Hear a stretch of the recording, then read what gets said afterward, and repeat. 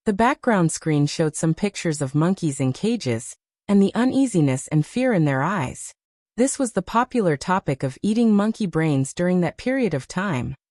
Chapter 218. Zheng Tan opened one of the compartments in the hidden drawer of the cat tree. This compartment was specially cleared by Zheng Tan to store business cards and other things. He had never thought about business cards before. After all, who would give a cat a business card? But now that he knew more people, there were bound to be some special people with different ideas. For example, on the day of Celestine's wedding, Zheng Tan had received a lot of business cards in the suite of Air Mao's brothers. At that time, Air Mao had helped to keep them, and later gave them to Zheng Tan when they returned to the villa complex. Those who had business cards gave business cards. Those who didn't had business cards cut a piece of paper about the size of a business card and wrote down some addresses. For example, Air Mao's master did the same. He asked Zheng Tan to visit him when he had time and get to know Dashan. He didn't know whether the paper was for Zheng Tan or for Zheng Tan's Jiao family. The latter was more likely. In these people's eyes, a cat could understand everything. It was already very capable to receive business cards. Pei Liang's business cards were quite professional. They were exquisitely made. Pei Liang often went out and interacted with many people, so he was more particular about business cards. Pei Liang also allowed Zheng Tan to travel there with the Jiao family when she had time. They could go sightseeing. Zheng Tan really wanted to travel, but he couldn't travel alone in his current cat form. The 3 Jiao family members couldn't leave either. Even if it was the holidays, Jiao Ma didn't dare to take the 2 children far. If they wanted to travel, they had to wait for the Jiao Pa to come back. Zheng Tan counted the days. It had only been half a year since the Jiao Pa left. He had to wait. Celestine was now married and had a wife. Recently, he was busy making babies. He quit smoking and drinking and didn't go to the nightclub. He was very well behaved. Air Mao, on the other hand, often went out. He didn't know where to go with Qin Tao and the others. Thinking about it carefully, the only people who acted as Zheng Tan's transportation vehicle and drivers were these 2. Now that the 2 of them were busy with their own things, it was impossible for Zheng Tan to go out and have fun. As for Fang Xiaokong, he was busy and had a big family business. Zheng Tan didn't count on him.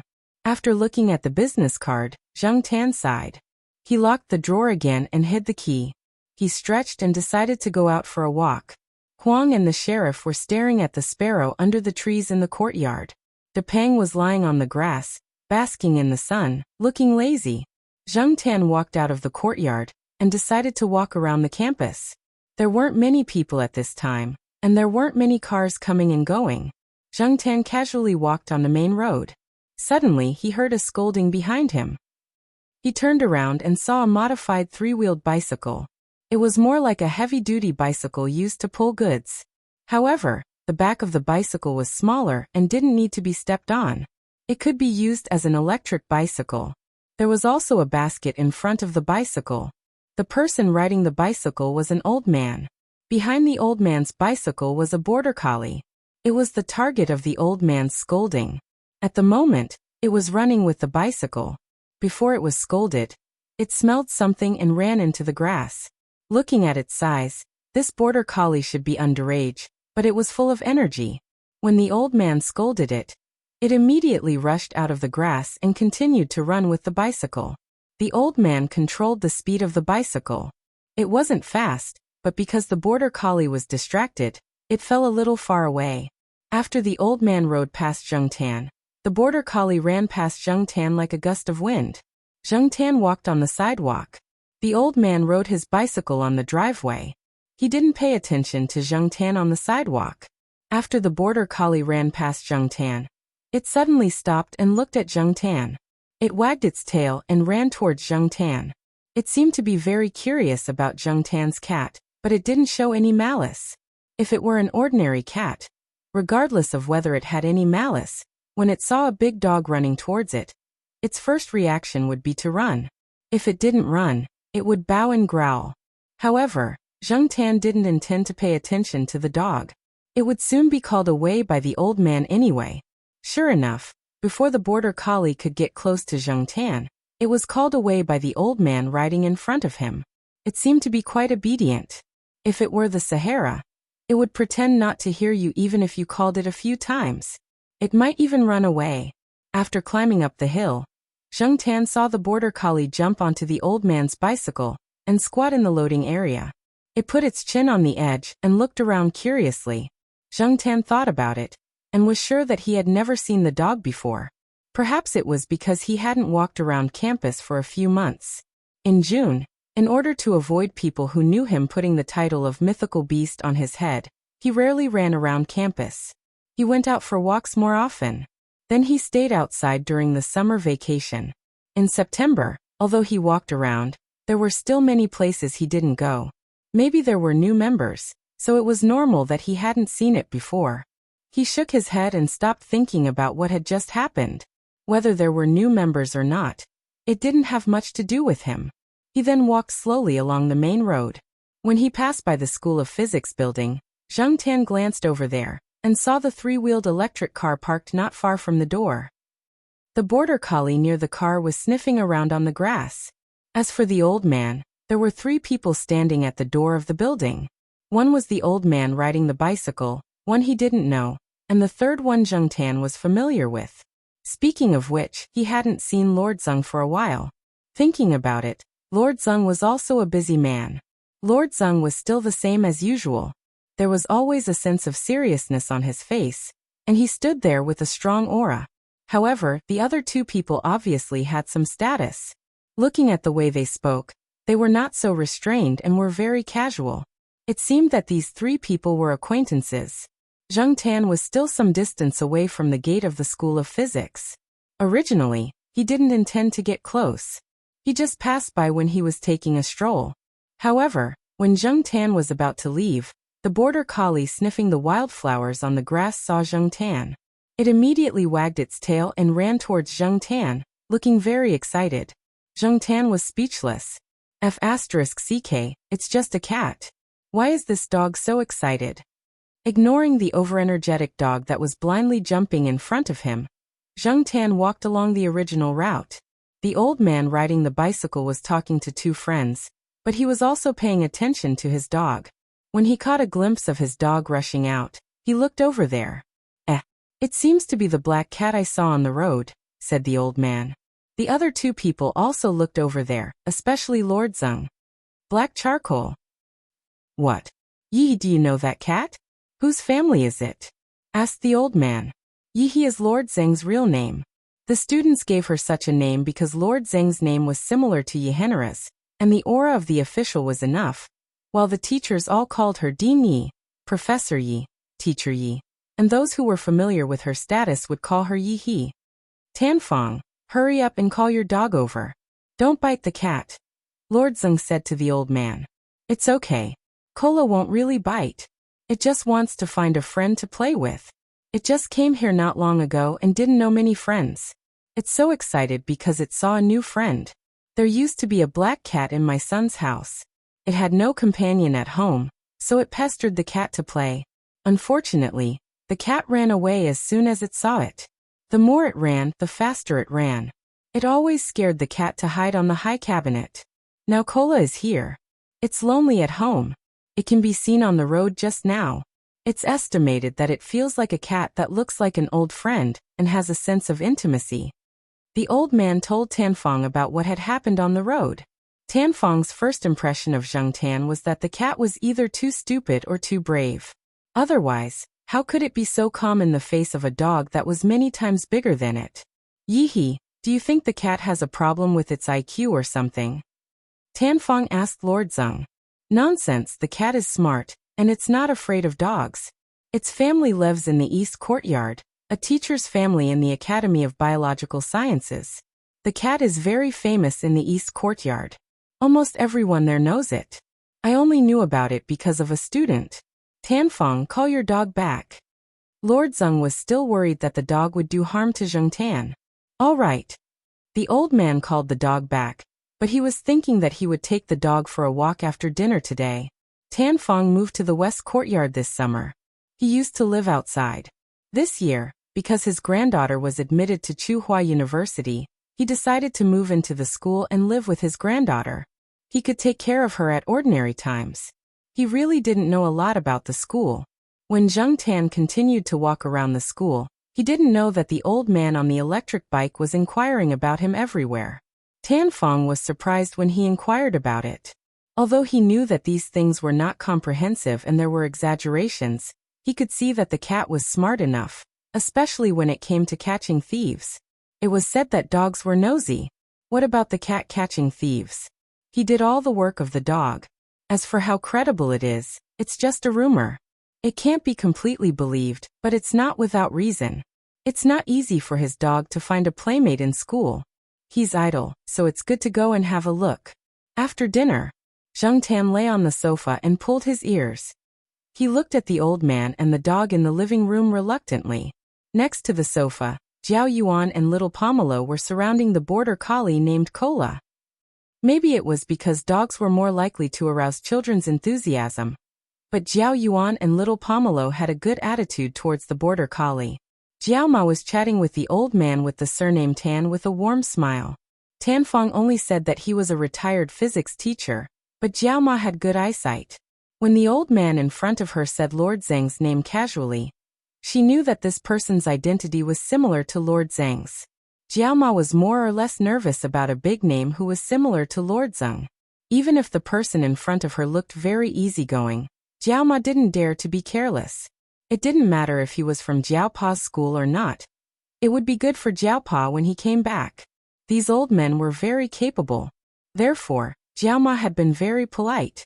Most of the time, when people communicate with their pets, it's faster to get familiar with each other. The old man mainly talked about pets, but he also led Jiao Ma to talk about her own cat. Unknowingly, the pressure in Jiao Ma's heart lessened a lot. But soon, the smile on Jiao Ma's face froze. I take Cola out for a walk every week.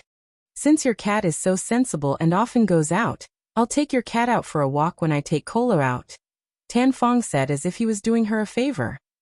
Chapter 219. Jiao Ma regretted praising her cat too much. Now she couldn't take back her words even if she wanted to. Deep down, she wanted to tell the man in front of her to give up on the idea. She knew very well that people like him were men of their words. If he said it today, he might just take her cat out tomorrow. Mr. Tan, my cat is actually a troublemaker. He has a bad temper and I can't control him. It's fine. Didn't you say it yourself? This isn't the first time I've taken him out to play. Besides, your cat is much stronger than Cola. I have to use a leash when I take him out. Otherwise, he might just jump off the leash if he sees any other cat or dog that catches his eye. But I don't have to use a leash on him at school. It's safer there. It's not as chaotic as outside. As soon as Tan Fong opened his mouth, he started rambling. Before Mama Jiao could reply, the old man looked at his watch and said, "It's getting late. I won't disturb you anymore. I'll go back first." Jiao Ma saw that Tan Fong was about to leave. She wanted to say something to stop the old man from taking her cat out, but before she could say anything, Tan Fong raised his hand and said, "You don't have to see me out. You're too kind, Ms. Gu." Jiao Ma. Tan Fong called Cola and hummed a little tune as he went downstairs. When he reached the third floor, he saw Old Man Lon, who had just come out to throw out the trash. The two men knew each other and chatted on their way downstairs. Jiao Ma, who had wanted to explain more, retracted her foot. She didn't know how to deal with these two old men. Jiao Ma turned around and closed the door behind her. She sat on the sofa and sighed. Then she looked at Zheng Tan and said, "Black charcoal. Why do you always know people like this?" Zheng Tan tugged at his ears. He really couldn't answer this question. He did want to go out for a walk. He had already walked around the surrounding areas of Tsinghua University. If he went further, he wouldn't have gone there as often. Only the road to Jiao Yuan's school was a little further away. The other directions were basically unfamiliar. Of course, if Jiao Ma insisted on not agreeing, he would ignore the old man. Jiao Ma stared at Zheng Tan for a while before letting out a long sigh. She got up and walked to the bedroom. She decided to send an email to her husband, who was far away in the ocean, to tell him about it and let him make a decision. It wasn't just because of what happened today. Her cat was always running outside. In the past, when she was brought out by Wei Ling and Air Mao, she wasn't very happy. Now that there was another person, if this continued, Would her cat become more and more wild and eventually run away from home?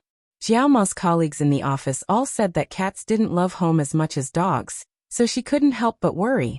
If Zheng Tan knew what Jiao Ma was thinking, he would think that her worries were unnecessary. He really didn't want to leave the Jiao family. Although the Jiao family wasn't a rich family, the place they lived in was small, and the family members had no power or influence. Zheng Tan felt safe here. That was enough. If something happened to the Jiao family and they needed money, Zheng Tan could learn from Qi Dada and go out to earn money. If Qi Dada could earn money to support his family, how could he be any worse than it? Jiao Pa didn't know how to reply to Jiao Ma. 2 days later, Jiao Ma said to Zheng Tan, "If you want to go out to play, then go. But be careful. Bring the cat tag with you. Be careful." Tan Fong was a man of his word. The day before he went out, he told Jiao Ma that he was leaving. The next day, he rode his electric 3-wheeled motorcycle to the eastern courtyard. Zheng Tan had been waiting in a tree in the courtyard. The border collie named Kola was sitting on the 3-wheeled motorcycle. It was probably excited to see the other 3 cats in the courtyard. It wanted to come down, but it was scolded by Tan Fong and stopped. It still had a leash around its neck, so it couldn't jump down even if it wanted to. Zheng Tan looked at the basket in front of the motorcycle. There were things in it, so he could only squeeze with the dog. He jumped down from the tree and onto the back of the 3-wheeled motorcycle. Although the space wasn't big, it was enough to accommodate a dog and a cat. The 2 bottles of wine didn't take up much space, so Zheng Tan didn't feel crowded. However, the border collie next to him kept swinging its tail. Zheng Tan was annoyed, so he kicked it, but he didn't use much strength. Woof! Kola barked after being kicked, but it wasn't really angry. "Be quiet, Kola. You're riding a bike." Tan Fong didn't turn around and shouted. Kola looked at Zheng Tan and moved to the side. However, its tail was still wagging happily. This guy seemed to be in a good mood and didn't care about Zheng Tan. It kept looking at the people and things on the side of the road. Sometimes it would even bark at someone's dog. Zheng Tan didn't take the main road with a lot of traffic. After leaving the area around Tsinghua University, Zheng Tan was unfamiliar with the surroundings. He didn't care about Kola's wagging tail. He carefully looked at the surrounding buildings and road signs. It wasn't easy to walk around, so he had to remember the way. After turning a corner, they entered a small street. There were more people buying sundries and snacks on both sides. There were also people riding 3-wheeled scooters like Tan Fong. However, they were carrying 2 children, while Tan Fong was carrying a cat and a dog. The scooter was driving slightly faster. When it caught up from behind, that person even talked to Tan Fong. He often came here, so he was familiar with him and they could chat for a while. That person was carrying his twin granddaughters. The 2 children were dressed exactly the same and had the same little braids. From their reactions when they saw Zheng Tan and Kola, it could be seen that although they looked the same, there were differences in their personalities. The 2 scooters were side by side for a few seconds. A cat and a dog on one side, and a pair of twins on the other, stared at each other. The child closer to the scooter had a more lively personality. She even wanted to reach out and pull Zheng Tan's beard, but Zheng Tan dodged her. However, Kola went up and licked the little girl's hand, causing the child to laugh so hard that her eyes disappeared. After all, the road wasn't wide, so it was impossible for the 2 scooters to stay side by side. Tan Fong slowed down, and the scooter ran in front and gradually went away. Tan Fong's destination was a normal university. This university wasn't bad, but it was slightly far from Tsinghua University. It would take too much time for Zheng Tan to walk here by himself, so he had never been here before. Just now, he was wondering why there were so many small shops on the street. It turned out that they were near the university. Tan Fong went through the side door. The guard here was very familiar with Tan Fong, and even took the initiative to greet Tan Fong. When the scooter stopped, Zheng Tan looked around. It should be the staff dormitory area of this university. The building was older, but it was newer than the building in the east courtyard. On the second floor, an old man was standing on the balcony and watching. When he saw Tan Fong, he went downstairs with a chessboard and a bag in his hands. "Wait, I'll bring these 2 bottles of wine up for you first." Tan Fong turned around and took the wine. "Just leave it there first. No one will take it anyway," said the old man. Other polite words like, "Why are you bringing wine when you're here?" were not said. Before Tanfong went upstairs, the old man's wife came downstairs. She waved her hand and asked the two of them to go play chess. She could still carry these 2 bottles of wine. It wasn't troublesome. "Oh, why is there a cat this time?" the old man asked curiously. Then he immediately scolded. "You brought the cat out of someone's house? You old man. Why do you always do such unreliable things?" "How is it unreliable? This cat is smart. It was very well behaved along the way. It knows what's good for it," said Tanfong. "Aren't you afraid of losing it?" "No, I've asked around. This cat is always taken out by people. It's used to it. A few days ago, there was a cat that took the bus overseas, right? So don't underestimate the cat's IQ." Tanfong's face was full of disdain. "I'm not going to argue with you. Anyway, you won't listen to me. Anyway, keep an eye on it. Don't lose the cat." The old man looked at the black cat in the scooter and said, "Oh, I know. Tanfong said as he urged him to hurry up and win 2 rounds. "If you lose, give me the pot of orchid on your balcony. I met a friend a few days ago. I'll give it to him as a gift." "Hey, I don't know who will lose more." The place where the 2 old men played chess was in the forest next to the staff dormitory area. There were stone benches and stone tables there. For the old men, sitting on the stone benches at this time of the year was a little cold. However, the 2 old men didn't like to play chess in the house. They said that it wasn't enjoyable there. For this reason, they had specially prepared a tool, a cushion. The bag that the old man was carrying earlier had a thick cushion in it. Zheng Tan could tell that the old man's health wasn't as good as Tanfong's. He could tell that there was something wrong with his legs when he walked too fast. Perhaps it was because of this that Tanfong rode over himself, instead of letting the old man go to Chuhua University to play chess with Tanfong. Woof woof. Kola barked twice. Tanfong heard the barking and waved his hand. "Okay, go play by yourself. Don't run too far." After getting permission, Kola immediately ran into the grass, sniffing around and peeing at the trees to mark them. Zheng Tan was curious about this unfamiliar place. She planned to walk around, but soon Kola caught up with her after the excitement had passed. Zheng Tan listened to the conversation between the 2 old men, and found out that Kola couldn't run too far in the past. There were very few dogs and cats around here. Kola would lie by Tanfong's feet and yawn in boredom. Tanfong's old man was so enthusiastic that he got himself fixed up, so that he could play with his dog. Zheng Tan wasn't in the mood to take care of Tanfong's dog. Seeing that Kola was next to him, Zheng Tan tried to lift a branch by his feet. Kola immediately picked it up. Zheng Tan lifted it again and Kola picked it up again. It seemed to be having a lot of fun. Zheng Tan used all his strength to lift the branch away. He saw Kola chasing after the branch, and was about to take the opportunity to run away. Suddenly, he heard a wolf howl not far away. "Awoo awoo." She turned off the night light and covered her shoulders. Intertwined with sparks and settling. This phone's ringtone was really unique. Zheng Tan pulled his ear. Just as she thought of this, Zheng Tan heard a familiar voice. She walked towards the voice. Zheng Tan was on higher ground. When he looked down, he saw 2 people squatting down. They were Air Mao, who had been missing recently, and Qin Tao, who was nicknamed Beast. Air Mao sensed something and looked up. When he saw a familiar cat head, the corner of his eyes started twitching. Qin Tao didn't notice Air Mao's actions. He was busy answering a phone call. "Hello. I'm at Beijing Normal University. I'm interested in a girl from Beijing Normal University. She's the prettiest girl in Beijing Normal University. Birthday party. Whose birthday? I don't know. Oh, her. It's been almost a month. Who still remembers what she looks like? I'm not going. I'm not in a good mood recently. I'm not going to work. You don't have to go to the company to find me. You don't have to go to the apartment either. That's all." After hanging up, Qin Tao started to complain to Air Mao again. When he saw Air Mao's actions, he also looked up. "It's that cat. That look as if it was looking at an idiot. It must be that cat." Qin Tao didn't need to look at the cat tag. He was quite sure just by looking at the cat's eyes. When Zheng Tan saw these 2 people, his thoughts were, "Why are these 2 idiots here?"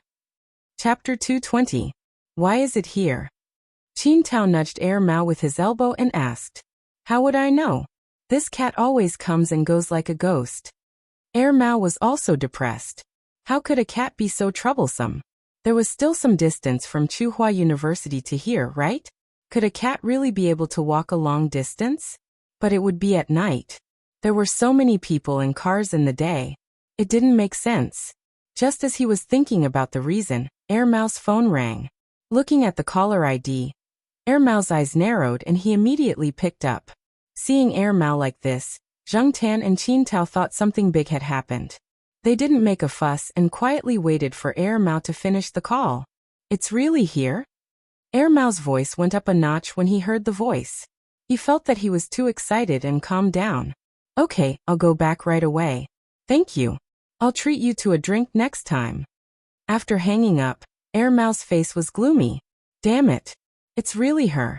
That cat actually dares to come over. Which cat? That little bastard that only shows its teeth when it sees me. Air Mao said angrily. How long has it been since Black Rice gave birth? I finally had a few days to relax, and this bastard came over again. If they relapse and give birth to another litter of kittens, I'll be tortured to death. When Air Mao said this, Zheng Tan knew that Peanut Candy must have run to the courtyard again. Qin Tao laughed gloatingly. Speaking of which, it's been 4 months since your Black Rice gave birth. She can definitely give birth to another litter. I've seen a mother cat get pregnant again before her kittens left. Shut up. Air Mao raised his leg and kicked Qin Tao. You're asking for a beating. Qin Tao jumped up to avoid the kick and made an orchid gesture. Come on, hit me. Zheng Tan and Air Mao were speechless. They suddenly felt that this person was getting more and more despicable. Air Mao didn't have time to play with Qin Tao. I'll go first. Go find your goddess yourself. If you catch her, I'll treat you to a meal. Got it. Cat slave Mao, hurry up and go home. I heard that cats are hard to keep. Even if it's on the 3rd floor, it can probably escape. There are many ways that you can't think of. Before Qin Tao could finish, Air Mao ran away like the wind. TSK, look at him. He's just a cat slave. Qin Tao looked at Air Mao's back with disdain. He probably felt too bored and wanted to talk but couldn't find anyone. Looking around, Qin Tao's gaze fell on Zheng Tan. He waved at Zheng Tan and took out his phone to show Zheng Tan the photo album. Qin Tao's mobile phone was a new model with a large color screen. Compared to current mobile phones, it was considered high-end. The screen was slightly larger than other mobile phones, and the photo on it was also clearer. Zheng Tan stood at the top, some distance away from the bottom. He looked to the side and walked down a staircase not far away. He looked at the photo on Qin Tao's phone. Qin Tao squatted down and handed the phone to Zheng Tan. He had to admit that the girl on the phone was quite pretty. How is it? Isn't she pretty? And this was without makeup. Love at first sight. Understand? Qin Tao raised his head and covered his chest as if he was deeply in love. The gentleness when you lowered your head was just like the shyness of a lotus flower in the cool breeze. He even recited a poem. Zheng Tan shook off the goosebumps and despised him in his heart. According to the rumors he had heard about Qin Tao, this guy's love at first sight was too easy and too cheap. Sure enough, the deep love on Qin Tao's face soon became wretched. He raised his hand and drew a heart in the air. Do you know why the heart is in this shape? Zheng Tan looked at him. This is the shape of a woman's buttocks when she bends. Qin Tao shook his head regretfully. TSK, a cat like you won't understand the meaning of this shape. Zheng Tan poked at his sore spot. Zheng Tan wanted to say, If King understood it deeply too. Unfortunately, the F King God had turned him into this. F CK, do you F King know my pain? Just like what Air Mao said before it left, this guy really deserved a beating. As they were talking, Qin Tao's phone rang with a text message. After reading the content of the phone, Qin Tao's smile widened. I won't chat with you anymore. I'm going to meet the beauty. Qin Tao waved the text message on his phone in front of Zheng Tan. He didn't expect a cat to understand it. He just wanted to satisfy his vanity. Zheng Tan looked at it. The sender was Beauty Chen. Before he could read the content of the text message, Qin Tao took the phone back. Qin Tao took out a small and delicate bottle of perfume and sprayed it on his wrist. He touched his middle finger and ring finger on his wrist, then touched the back of his ear, the back of his neck, and his hairline. He even combed his hair. Not only did this guy like to be cheap, but he was also very showy. After Qin Tao finished tidying up, he couldn't wait to meet the beauty. Zheng Tan sighed in his heart. Another good cabbage had been eaten by a pig. However, Zheng Tan recalled the familiar feeling he felt from Qin Tao. Only then did he remember that he was also like this in the past. However, now it seemed that compared to Qin Tao, Zheng Tan didn't have the capital to squander like Qin Tao. He didn't know why he thought he was so awesome in the past. Zheng Tan suddenly felt that looking down on Qin Tao's behavior was very funny. It was like mocking himself in the past. As he was looking, Zheng Tan felt a pain in his head. A branch fell on his head, and then fell beside his feet. Fortunately, the branch wasn't too thick. In addition, Zheng Tan's resistance to attacks was stronger. Zheng Tan didn't get a concussion from the hit. He looked up and squinted his eyes to look at the culprit. That guy was panting with his tongue out and barking at Zheng Tan. Call your grandfather. F***ck, he even knows how to sneak attack. Zheng Tan ran up the stairs and slapped Cola twice with his paws. After Tan Fong finished a round, he saw a cat and a dog chasing after each other. He said happily, "Look, these two are playing so well." At the same time, Tan Fong was happy for his wise decision to bring the cat along. Even though he had just lost a round, his mood wasn't that bad. After slapping Cola a few times, Cola saw a mouse and went to block it. Zheng Tan wasn't in the mood to play with the mouse. He decided to walk around. Maybe he could see a few beauties. The staff dormitory area was at the edge of the school. It was closer to some of the side streets outside. However, it wasn't the end of the school day, so there weren't many students walking around. As he walked along the side of the side street, Zheng Tan looked at the snack bars on both sides. He really felt a little hungry after smelling the food. As he walked, Zheng Tan saw a few young people in front of him. Originally, Zheng Tan didn't plan to pay attention to these people. However, after hearing their conversation, Zheng Tan slowed down his footsteps. You think you're so great just because you drive a car that costs 100,000? You're just a frog in a well. That's right. He even wants to hit on Beauty Chin. He's overestimating himself. He's looking for death. If he dares to go again, it won't be as simple as getting hit with a stick. Okay. The leader handed the phone in his hand to another young man. Return the phone to Beauty Chun from your class. Don't let her know about this. Beauty Chun? Isn't she the prettiest girl in a certain school that Qin Tao mentioned before? Then the looking for death these people were talking about couldn't be Qin Tao, right? Looking at these people, it seemed like they had just finished beating someone up. Two of them were carrying a long bag in their hands. Judging from the shape of the bag when it shook, it seemed like something like a steel rod. When they walked past Zheng Tan smelled the smell of blood. There was also the smell of Qin Tao's perfume. Sure enough, Qin Tao must have been beaten up. Hey, did you guys do something bad again? A girl riding a bicycle came out from the side door and asked when she saw them. No, we just finished yoga. There are yoga mats inside. Do you want to see? A young man shook the long bag in his hand and said with a smirk. The girl pursed her lips. Obviously, she didn't believe him. However, she didn't say much and rode away. She didn't dare to take these people seriously. The young men didn't care about the black cat that had just passed by them. There were many cat owners around here. They didn't have the interest to pay attention to a cat. Zheng Tan looked in the direction that the young men had come from. He turned a corner at the fork and went into a slightly more secluded alley. Not long after, Zheng Tan smelled the smell of blood. He quickly ran over to take a look. The person who had confidently gone to pick up a girl an hour ago was now lying on the ground with a pig's head. Next to him was the new phone that used The Legend of the Hungry Wolf as its ringtone. At this moment, the screen was broken and the battery was thrown out. Mao was right. That brat was really beaten up. Zheng Tan walked closer. Seeing that the person was still breathing but didn't open his eyes, he raised his paw and patted Qin Tao. Qin Tao opened his eyes and saw a black cat's face in front of him. He then pulled the corner of his mouth and said, "Fortunately, it's you. Otherwise, If other people saw me like this, they would lose a lot of face. Qin Tao sat up, touched the blood from his nose, and casually wiped it on his clothes. He sat there without making a sound. Zheng Tan thought for a moment and ran out of the alley. When he passed by a shop, he saw a roll of toilet paper in front of the door. It was probably dropped when the shop owner was moving goods. It was the kind of low-quality toilet paper used in restaurants. It hadn't been used yet and wouldn't fall apart even if it was rolled. When Qin Tao heard the noise and looked over, he saw the black cat playing with a roll of low-quality toilet paper used in food stalls like it was playing with a toy.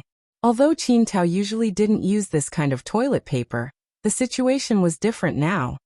He picked up the toilet paper at his feet and used some to wipe the mud and blood on his body. At least he didn't look so bad. It was better than going out with blood all over his body. Feeling the rough texture of the low-quality toilet paper, Qin Tao said to Zheng Tan, "Don't tell Air Mao and the others. It's too King embarrassing." After a pause he said, "When a tiger falls he will be bullied by dogs." After wiping, Qin Tao took out a twisted cigarette from his pocket. The lighter was still working. He lit the cigarette and sat there smoking in silence. After finishing the cigarette, Qin Tao used a tissue to wipe the blood from his wound. It was King painful, but fortunately he had protected a few vital parts. His life was not in danger. After smoking, Qin Tao got up and took off his jacket that was full of blood and footprints. However, he didn't throw it away. He put it on his shoulder. "Thank you, Brother Cat." Zheng Tan was worried about Qin Tao. Although Qin Tao was not a good person, he was Air Mao's friend after all. It was better to keep an eye on him. Following Qin Tao out of the other end of the alley, Zheng Tan looked around. This place was a little closer to the staff dormitory. It was in a V shape. After walking out, they found that it was not far from the other entrance of the side street. After coming out of the alley, Zheng Tan saw that the windshield of the car parked not far from the alley had several holes. Zheng Tan looked at the car and felt that it was quite familiar. Just as he thought of this, he heard Qin Tao say in a relieved tone, "Fortunately, this car is Air Mao's. It's cheap and not worth much." Zheng Tan. No wonder it was familiar. Last month, Qin Tao lost a bet with Air Mao. They exchanged cars. Air Mao bought a car that was worth about 100,000 for Qin Tao to drive, and Qin Tao's luxury car that was worth 1,000,000 was driven everywhere by Air Mao. Previously, Qin Tao was quite depressed, but now it seemed that if his car was smashed, the loss would be great. However, if it was really his luxury car that was worth 1,000,000, would these people really dare to smash it? Shaking his head, Qin Tao stopped thinking about it. No matter what, it had happened. What should be done was done. Some people around pointed at the car, but Qin Tao did not care. He opened the door and got in. There were a few stones in the car. They were probably used to smash the car. If it was my car, it would not have been smashed so easily. Air Mao's cheap car is really lousy. While complaining, Qin Tao picked up a few stones from the car, took out a bag and put a few stones in it. He threw them on the passenger seat, together with his coat. Qin Tao's eyes looking at the stones made Zheng Tan feel uncomfortable. He mourned for those people in his heart. How could Qin Tao take this lying down? However, Zheng Tan did not have the leisure to care about that. Qin Tao could do whatever he wanted. Those people did not look like good people. They must have done this kind of thing often. However, was it really okay for Qin Tao to drive like this? What if he suddenly became dizzy and had an accident? Qin Tao was not worried about this at all. After tidying up the car, he checked that the car could still be driven. He waved to Zheng Tan and left. Chapter 221. After that incident, Zheng Tan did not see Qin Tao for a while. Qin Tao would occasionally come to the courtyard to look for Air Mao, but he was probably afraid of losing face and wanted to wait until his injury was better. Zheng Tan passed by the third floor one day when he went out. The door was still open and he could hear Air Mao talking on the phone. Air Mao was very angry. He could not find Qin Tao recently, so he asked around for some information. After he found out, Air Mao did not intervene because Qin Tao said that he wanted to solve it himself. Air Mao let him do whatever he wanted. With Qin Tao's ability, he would not lose face if he was prepared. During this period, Zheng Tan followed Tanfong to Beijing Normal University a few times and heard some gossip. From the students, Zheng Tan knew that Qin Tao had taken revenge. Basically, everyone who was involved in that incident was beaten up and sent to the hospital. They would be hospitalized for at least 1 or 2 months. When the students who were shopping on the side street were talking about this matter, they didn't know that the other party was Qin Tao, but this didn't stop them from gloating. Thinking about it, the number of students who didn't like those people and had suffered losses at their hands wasn't small. Just like what the students had analyzed during their discussion, neither side was easy to deal with. Qin Tao had taken revenge, but the discussion about this incident in Beijing Normal University's BBS was still ongoing. Even Tan Fong and Mao mentioned it once when they were playing chess. However, it was only mentioned as a topic, and it led to a sentence that many people lamented. Students nowadays. When Zheng Tan saw Qin Tao again, it was almost New Year's Day. When Qin Tao came to look for Mao, the injury on his face was no longer visible. He even asked Zheng Tan to come down from upstairs, and bought a lot of imported cat food to express his gratitude. Zheng Tan stared at the pile of cat food, and wanted to kick Qin Tao's face. You can eat the cat food yourself. Mao looked at the cat food and tried to hold back its laughter. Beast, don't you know that this cat does not eat cat food? Ah. Qin Tao looked at the unhappy Zheng Tan. I also asked my friends over there. They said that no matter what breed the cat is, it will definitely fall in love with this cat food. And I don't know what kind of food it likes, so I bought some of each kind, dry and wet food, and even canned cat food. As he spoke, Qin Tao even took out a disposable cup from Mao. He opened a bag of dry food and poured some into the cup. Then he placed the cup in front of Zheng Tan. Zheng Tan pulled his ears and looked at Qin Tao. He slapped the paper cup filled with cat food in front of him. You can King eat it yourself. Black Rice, who was lying on the sofa, saw the cat food scattered on the floor. It jumped down and sniffed, then sneezed.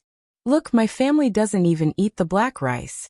You know, my black rice has always been eating cat food, Mao said. Qin Tao's expression changed, and he threw the bag of cat food on the ground. Those bastards lied to me. Maybe not. Cats are still picky about their food. No matter what, this black coal won't eat cat food. It's a waste to throw it away. Leave it here. I'll send it to the rescue station and feed it to the cats there. Up to you. Qin Tao waved his hand. He didn't want to talk about this anymore. He turned to the black cat and said, Brother Cat, I don't know how to thank you. When you go to Pearl City, I'll take care of your food and drink. If it was in the past, Qin Tao would never talk to a cat like this. Ready to go? Mao asked. Yes, my mom is urging me. No matter how unwilling I am, I have to go. Otherwise, I'll be dragged back to the capital. Pearl City is better than the capital.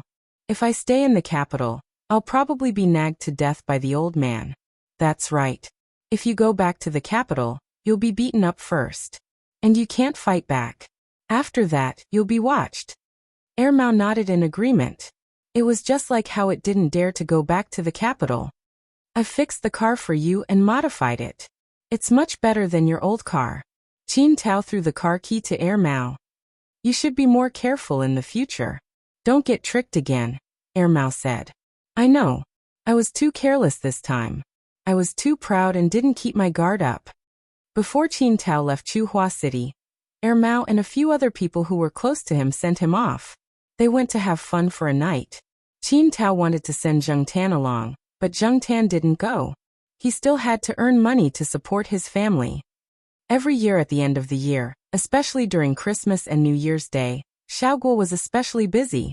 He arranged all kinds of activities in the pet center, and was busy making more money. The employees in the shop were also very enthusiastic. Everyone wanted to perform well at the end of the year. Maybe they could get more year-end bonuses this year. The calendar year was coming to an end. Xiaoguo was going to organize an activity to film a summary of the year. It was to celebrate the new year and promote the new products in the shop. Now that Xiaoguo's pet center had expanded, there were more kinds of pet clothes sold.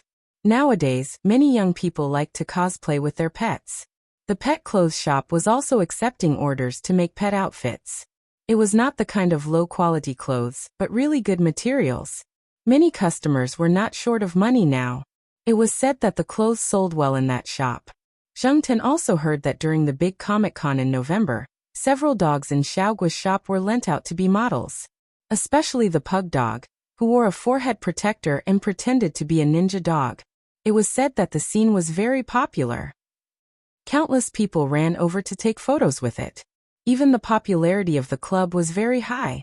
So don't ignore the role of an animal. That day, Zheng Tan went out with Xiaoguo's team. Now Xiaoguo was more and more particular about the effect of the shooting. Every time he would book a place with someone and take the team out to shoot. After shooting a part, Zheng Tan rested on the side. The person responsible for serving Zheng Tan was still Charlie. They had worked together many times.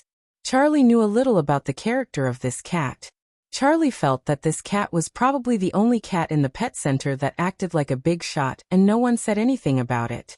Not to mention that it came late and left early. Every time after shooting, it would walk around in a bad mood. Otherwise, it would be angry and not cooperate. The food it ate had to be prepared separately. The water it drank had to be clean water that no one had drunk before. It never used a leash. Moreover, these were all tacitly approved by the boss. Other staff members who had worked together for a long time saw this, but they did not say anything. Charlie could only say that it was lucky that it was only a cat. If it were a human, who would like such a bad temper? Zheng Tan did not care about what Charlie was thinking. It lay there and ate something. It was bored and watched the staff members put on props and pose for a few good-looking cats in the store.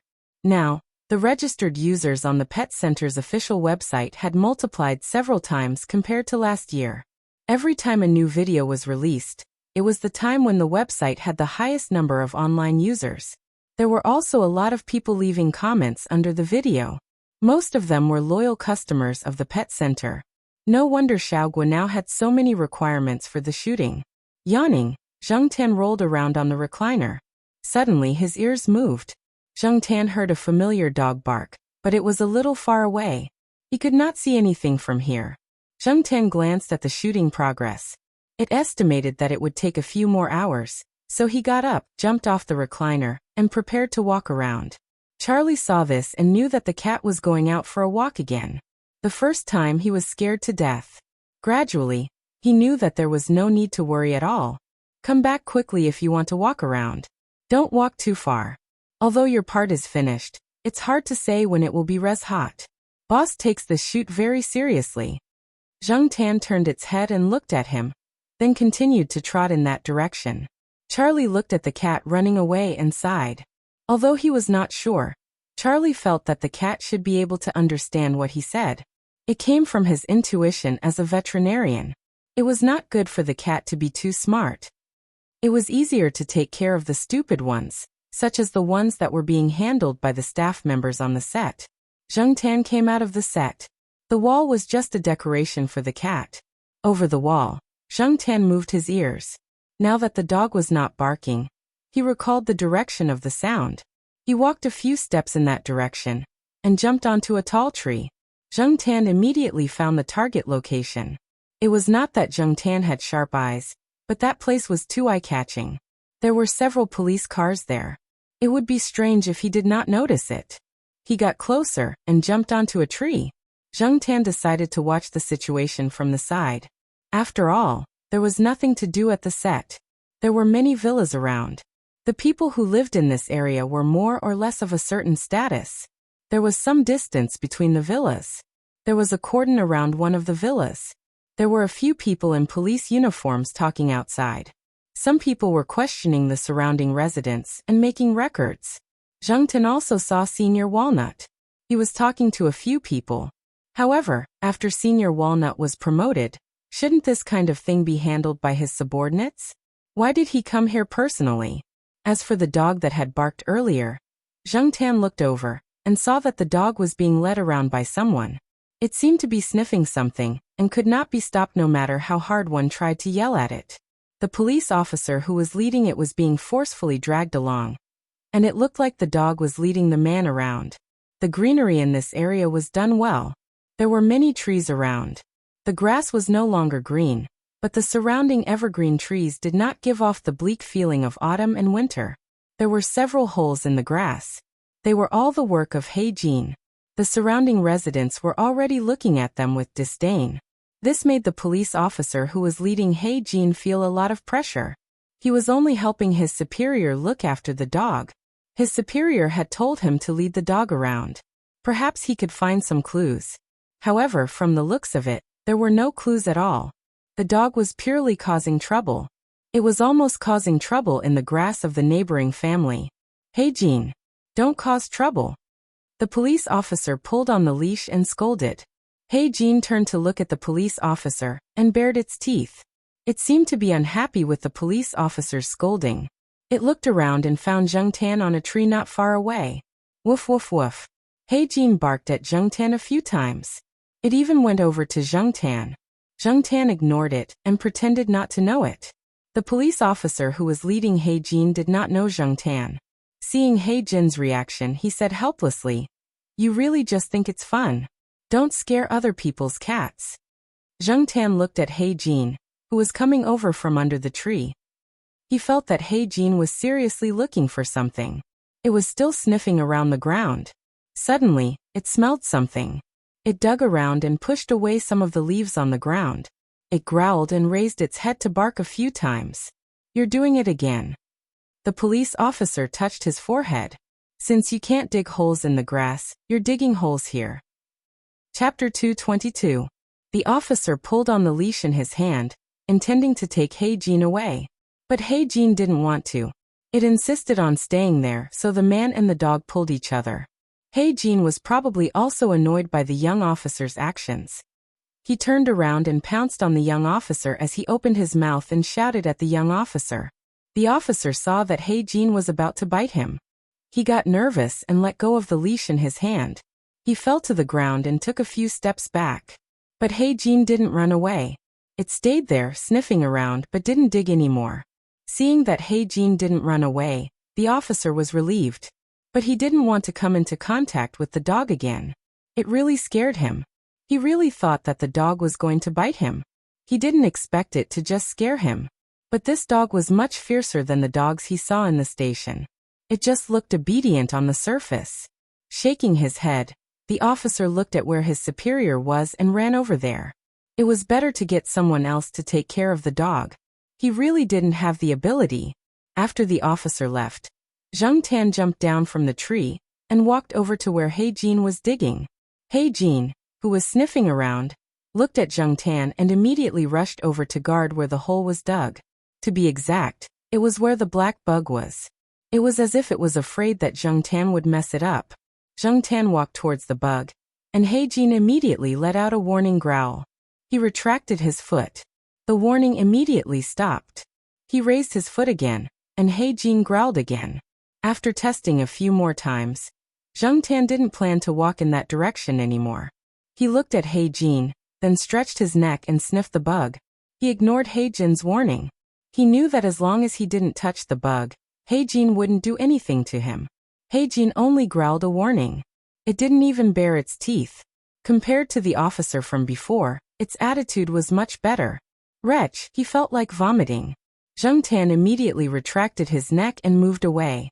What the F***ck is this smell? How disgusting. Jungtan could not tell what the smell was. Not only was it smelly, but it was also disgusting. It made Jungtan want to throw up all the food he had eaten at the filming location. They could smell the unpleasant odor even before they got close. For humans, this odor could only be detected if they put it under their nose and sniffed it carefully, but for cats and dogs, it was too easy. Ignoring the bug, Jungtan jumped back onto the tree. He could hear someone coming their way. It was the young police officer. He was bringing Senior Walnut over. Along the way, he looked at the holes that He-jin had dug on the lawn. "I didn't find anything. There's nothing unusual either. I even used a wooden stick to turn the place over. There's nothing buried here," the police officer explained. When he first saw the black gold digger, he was excited. He thought that he had found some evidence or a corpse, but there was nothing. There were no traces of the soil being turned over. Although his professional knowledge was not very good, he still knew some basic things. It was obvious that no one had touched the soil here. At least, no one had touched it for more than a month. "Okay." Senior Walnut nodded. After looking at the small holes that He Jin had dug, he looked in the direction of the black gold digger and walked over. When Senior Walnut came over, the black gold digger wagged its tail vigorously. It seemed to be asking for praise. Senior Walnut touched its head. He did not immediately look at the holes dug by the black gold digger. Instead, he looked at the black cat in the tree. Black charcoal. Senior Walnut called out. Zheng Tan moved his ears, but did not raise his head. He continued to stare at the place where the black gold digger had dug. He did not look at Senior Walnut. It was as if he was not the one being called. Anyway, he did not have a cat tag on him. "Do you know this cat?" the police officer asked. Walnut shook his head. "I think you're mistaken. This cat doesn't look like it was raised by someone here. There's nothing special about the breed. It probably came from somewhere else, but it looks quite strong," the police officer said. "The cats raised by people around here should be the kind that was different from the rest.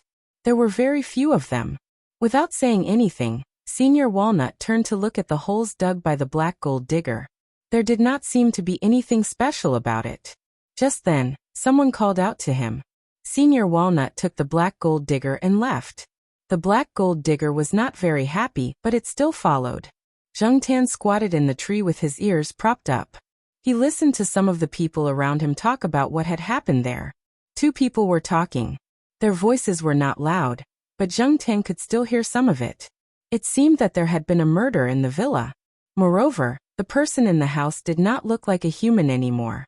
Only the bones were left. Zheng Tan did not sneak in to see the crime scene, but he could feel the hairs on his back standing up as he listened to the two people's conversation. He felt that the two people were exaggerating. Yes, they were exaggerating too much. A gust of wind came out. Zheng Tan shivered. It was better to go back to the filming location. It was better to be bored than here. Not long after Zheng Tan left, Senior Walnut, who had finished dealing with people, looked in the direction of the tree. Seeing that the cat was no longer there, he laughed softly. Did he make a mistake? How was that possible? How could he not have noticed that the cat in the tree was not black charcoal? But was the cat also sniffing there? When he was led by the police officer to look at the hole in the grass, he noticed that the black cat was sniffing at the spot where the black gold digger was guarding. If there was nothing unusual, why would the cat and dog sniff there? This really misunderstood Zheng Tan. Zheng Tan had sniffed there out of curiosity. There was only one black bug there, and the rest was soil and dead leaves. There was nothing else to sniff. Zheng Tan did not find anything unusual. He stood in place and thought for a while. He asked the police officer to wait for a while. He held the black gold digger's hand and walked back to the tree. The black gold digger was very excited. It pulled on the leash and ran in that direction. If it wasn't for Senior Walnut, it probably would have rushed over.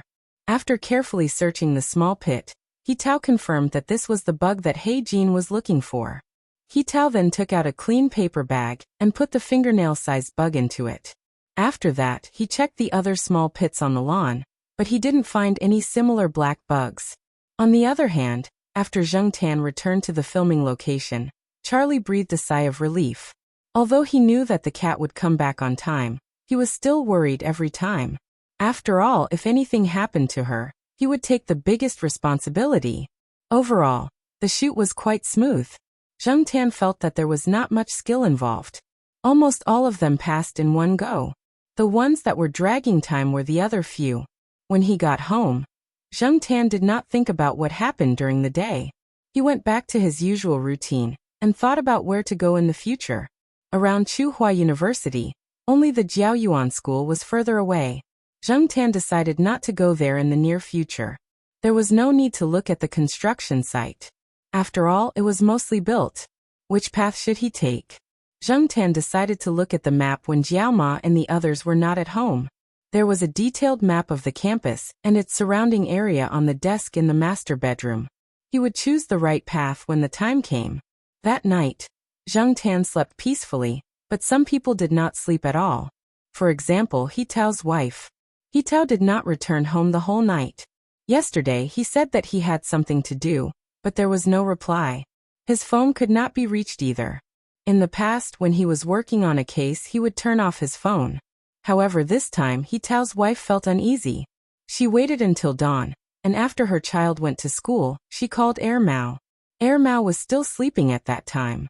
For Mao, 8 or 9 o'clock in the morning was the best time to sleep. When it was woken up by the call, it did not sound very happy. It wanted to directly reject the call, but when it saw the caller ID, it immediately picked it up. After hearing his sister-in-law's words, Mao's sleepiness disappeared. His phone has been turned off. When I called his colleagues, they said that he left a long time ago. However, it seemed that he had something urgent and left with Jin. They still haven't returned. No one in the bureau knows either, Tao's wife said anxiously. Have you called senior brother Wei? No, I don't know the exact situation yet. Little Wei just got married not long ago, so I didn't bother him. I'm just worried. Yes, I know, sister-in-law. I'll ask a few friends first. Tao's wife knew about Mao's background and knew that he had some ability. Otherwise, she would not have called him. After hanging up the phone, Mao scrolled through the numbers and called a few friends. An hour later, Mao scratched his head in annoyance. The situation was not good. Brother Walnut's car was found, but he was nowhere to be seen. The bureau obviously knew that there was something going on, but they did not tell his sister-in-law. As expected, his sister-in-law's worry was justified. After a while, Mao received an email. This was the information that he had asked someone to get in a short period of time. It was not comprehensive, but it gave him a general idea of what had caused this. In general, this was a bloody incident caused by a business war. It seemed very normal, but these two people were quite famous in Chuhua City, and their companies were quite big. After reading it, Mao sat on the chair and thought for a while. Brother Walnut left with Jin. What did he need to find with a dog? Mao decided to ask the cat on the 5th floor for help. It was better to be safe than sorry. Although he could borrow a well-trained dog, Mao trusted the black cat on the 5th floor more. Even if he did not like the cat on a daily basis, he had to admit that he could only ask it for help at critical times. Especially now that the situation was related to his brother. When it came to the sense of smell, cats did not necessarily lose to dogs. The reason why people often use dogs to help instead of cats was that cats were not willing to be manipulated and were not easy to train. Cats were temperamental, and their many strengths were usually fully displayed when it was beneficial to them. After sending little Pomelo home, Zheng Tan took a stroll outside. He was about to go home and look through the map to find a place to take a stroll, when he saw Mao knocking on the door. Chapter 223. Zheng Tan looked at the scenery outside the car window. The car had already left Chuhua City, but he didn't know where it was headed. An hour ago, Mao had brought Zheng Tan out in a hurry. Mao had called Jiao Ma in the car, and made up an excuse to take Zheng Tan out to play. It might take a day or two. This was just a conservative estimate. From Mao's expression and words, Zheng Tan felt that it might take even longer. When they were leaving the city, Zheng Tan listened to Mao briefly explain what had happened. He only said that Walnut had gone missing while working on a case. Before he went missing, he had taken Jin out. The bureau was still hiding it from Walnut's family. No matter what had happened, they had to find Walnut first. Compared to those people, Mao trusted himself more. Just as he was leaving the city, he received another text message. A friend who had helped him with the investigation had sent him a few addresses. These were the possible addresses of other transactions that the company that had declared bankruptcy had done in secret. Mao wasn't interested in those illegal transactions. He wasn't a police officer, nor was he Superman. He only cared about finding people. The few of them were familiar with each other's habits. Moreover, they had a unified behavior. If they felt that something was dangerous, or even life-threatening, they would carve a mark at a certain place. Each of them had their own unique mark and habits. Even if others knew what they would carve, they might not be able to find it. Zheng Tan watched as Mao drove the car off the highway and stopped at a deserted place. There were a few brick houses scattered around. Most of them were vegetable fields, and there were also some trees. Mao told Zheng Tan to stay in the car while he got out to confirm. After Mao got out of the car, Zheng Tan leaned against the car window and saw Mao approaching a low brick house. Mao stood in front of the house and gestured with his hands. He didn't know how to do it, but he spread his fingers and pointed his palms down. Air Mao turned his palms horizontally to the east, then turned his palms towards the south. Air Mao ran towards the direction his thumbs pointed. He saw a tree that wasn't tall and looked at a branch. Then he returned to the car and drove to the next place. Next, they went to 3 more places and repeated the same action. 3 times, Air Mao returned disappointed. It seemed that senior brother Walnut was not at these places. When they arrived at the 5th location, Zheng Tan was still in the car, looking out at Air Mao looking for the marks left behind by senior brother Walnut. There was a small stream here, and there were no green-tiled houses nearby. Further away, there was a large field where people could be seen walking. Just as Zheng Tan was thinking about how desolate this place was, she saw Air Mao return after searching a tree. Unlike the previous few times, Air Mao's expression was different this time. There was no disappointment in his eyes. It seemed that this was the place. Air Mao parked the car and got out of the car to ask Zheng Tan to follow. It wasn't convenient to drive in that direction. Black coal, can you smell anything? Air Mao looked at Zheng Tan. Zheng Tan sniffed and didn't seem to smell anything. There were a lot of other people's scents, including those of other animals. It was too disruptive, or it had been too long. The scents had dissipated, and it wasn't easy to smell. If they wanted to search for it, they would have to expand their sniffing range. However, Air Mao seemed to be in a hurry and had a target in mind. It did not seem to rely on Zheng Tan. Zheng Tan only sniffed at the same spot and followed Air Mao. Zheng Tan didn't think that one day he would be used as a tracking dog. In terms of skill, he couldn't compare to those trained dogs. Even if you had a good sense of smell, if you didn't know how to make good use of it, it was useless. Air Mao wasn't too disappointed with Zheng Tan's performance. It was still looking for the marks left by Walnut. It would be faster to track him. He brought the black cat with him as an extra layer of insurance. Although the marks left by Walnut looked like simple marks, they contained a lot of information. Zheng Tan looked at a few of them out of curiosity. He found that the marks looked like the side of a person, which was the left part of Walnut's surname, he. Moreover, every mark was different. It wasn't written directly, nor was it a simple direction. Perhaps only Air Mao and the others could find the correct information from these marks. Seeing Air Mao's outstretched hand gestures, Zheng Tan knew that it was more complicated than he thought. Zheng Tan followed Air Mao not far behind. He didn't need to do anything now. He just needed to keep up. Air Mao had said that it might not ask him for help, so Zheng Tan didn't feel much pressure. However, he sincerely hoped that He Tao and He Jin were safe. Although they weren't familiar with each other, and had only met a few times, because of Celestine and Air Mao's relationship, Zheng Tan hoped that everything would go well for Walnut. As he was thinking, Zheng Tan's footsteps paused. He raised his head and sniffed. He looked in a direction that was slightly off from Air Mao's route. Zheng Tan thought about it and ran in that direction. As the smell got stronger, Zheng Tan saw a black bug crawling by his feet. Looking forward, there were even more bugs crawling on the ground. If it wasn't for the dried leaves blocking the way, he might have seen more. Air Mao, who was following the mark, noticed the situation at Zheng Tan's side. It turned around and jogged over. "What's wrong?" Air Mao asked. Zheng Tan ignored him and continued walking until she came to the side of a dried-up ditch. It looked like it had been used as a canal in the past. There were more trees around, and most of them were deciduous. Someone had swept the leaves from the ground into this ditch, so the leaves were piled up slightly thicker. If not, the place Zheng Tan had just walked through would have more leaves. And the place where there were more bugs seemed to be slightly more protruding than the other places. Now Zheng Tan and Air Mao's attention wasn't on the leaves, but on the bugs. Why are the bugs so active in this weather? Air Mao frowned. He also smelled something unpleasant. Zheng Tan watched Air Mao walk towards the ditch. He stayed on the side and watched. He didn't want to get too close. Those bugs were the same as the ones he had seen in the villa that He Jin had treated as evidence.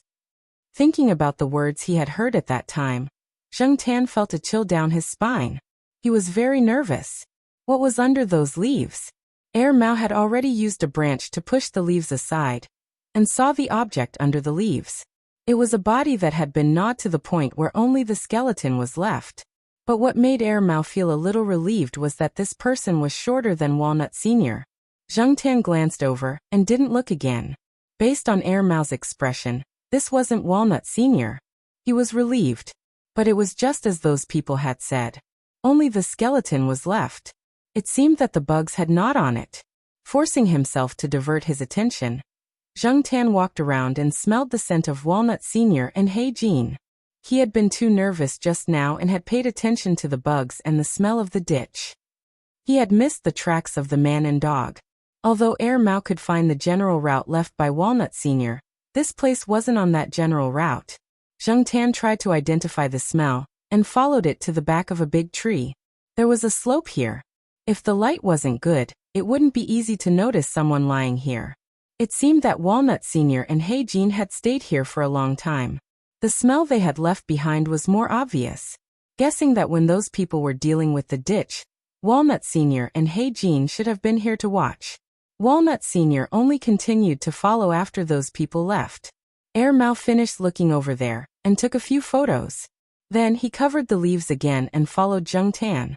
After seeing the situation here, he could guess what had happened. Good job, Black Coal. After confirming that Zheng Tan hadn't found any other clues, Mao continued to look for the markings. After searching along the road for a while, Mao stopped. The markings stopped here. The last mark didn't tell Mao where to go next, nor did it indicate a stop. Could it be that time was too tight, and the incident happened so suddenly that Walnut Sr. didn't have time to leave a mark? Mao didn't know. He looked around carefully. There were traces of people staying here.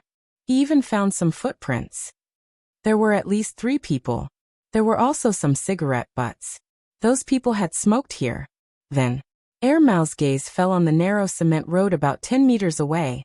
Those people had probably driven away. But which way should he go? The information Mao had obtained pointed to a few locations. There was one nearby, but on the other side of the road, there was another place further away. Could it be that he was going to investigate both places? Mao stood there and thought. He was about to let the cat behind him try, but when he turned around, he realized that the cat had gone in another direction.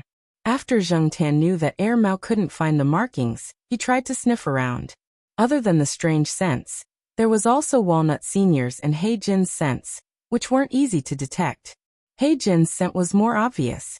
When Zheng Tan was looking for the scent, he found something unexpected and stopped there for a while. There's something? Mao asked.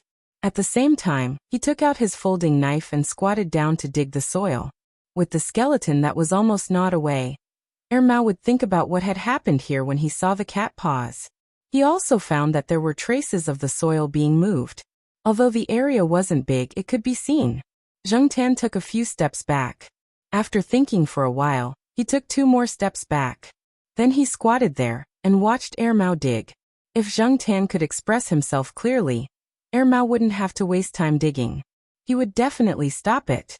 However, Zheng Tan couldn't speak and didn't know how to express himself. Even if Zheng Tan tried to stop it, Mao would definitely do it. The soil wasn't tightly buried. Mao could easily pick up the soil above. After a few quick digging, Mao saw what was buried below. A piece of shit. Mao was speechless. Was it He Jin's poop? Chapter 224. Mao wasn't sure if the poop belonged to a human or a dog. Even if it was a dog, it might not be He Jin. He was just guessing that it might be He Jin. Zheng Tan was very sure that it was He Jin's poop, but he didn't understand why cats had the habit of burying their poop, especially those in the wild. He had heard people say that it seemed to be a cat's instinct, except for Zheng Tan himself. There were many speculations about this behavior. One was that cats, as an independent hunting animal, would try to hide their tracks as much as possible.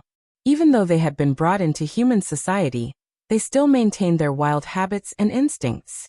As a dog, it would normally leave after pooping. Why would it bother to bury its poop? Was this also one of He Jin's training programs? How hard must it be for the trainer to train it? Zheng Tan was thinking. His ears twitched and he looked in a direction. He then jumped on a tree nearby and climbed higher to look in that direction. 100 meters away, a pair of dog ears peeked out from behind a dense shrub that didn't have any leaves. It was unknown what kind of tree it was. The small bush was surrounded by many withered and yellow plants, and the dense withered grass beside it had been burned. Therefore, He Jin's figure was not obvious among the yellow and black withered grass. If it was a human eye, it would not be easy to notice him. At that moment, the pair of dog ears were moving, paying attention to the situation. It seemed that it had noticed Air Mao's movement, and was cautiously moving in this direction. No wonder it was a professional. Zheng Tan thought. Air Mao noticed Zheng Tan's reaction, and immediately became alert. It was about to hide when it suddenly paused and looked at the cat on the tree. The cat didn't look like it had seen a stranger or something very threatening. Instead, it looked like it had seen a familiar person or thing. Could it be? Although it felt that there was no threat, Air Mao still acted cautiously. It hid and looked in the direction Zheng Tan was heading. Soon, Air Mao found He Jin. However, He Jin looked at Air Mao hesitantly. After all, it wasn't easy for it to accept strangers. Even though it had seen Air Mao a few times, it still couldn't get close to it. Walnut senior apprentice brother had also spent a few months gradually getting closer to He Jin. Seeing He Jin, Mao Er was very happy. Unfortunately, He Jin couldn't speak. Mao Er asked a few questions, but He Jin didn't have much of a reaction. However, when Mao Er asked about senior brother Walnut, He Jin heard a familiar name and reacted slightly. He then looked in a certain direction. Looking along the cement road, he couldn't see the end. There wasn't even a car in sight. But Mao Er could tell from Black Gold's reaction where those people and Walnut had gone. It seemed that Walnut had no choice but to leave first. He couldn't take Black Gold with him, so he had Black Gold wait here. After connecting the dots with the new messages he had received, Air Mao guessed a place and decided to drive over to take a look. Air Mao asked Zheng Tan and He Jin to wait here while he drove the car over. It was not too far from where he parked his car. He could already draw a rough route in his mind. Zheng Tan was too lazy to walk. He was happy to wait here. After Air Mao left, Zheng Tan lay on the tree and looked at the road. He estimated the time and wondered when Air Mao would come back. If Air Mao got lost, would he have to experience the life of a vagrant again?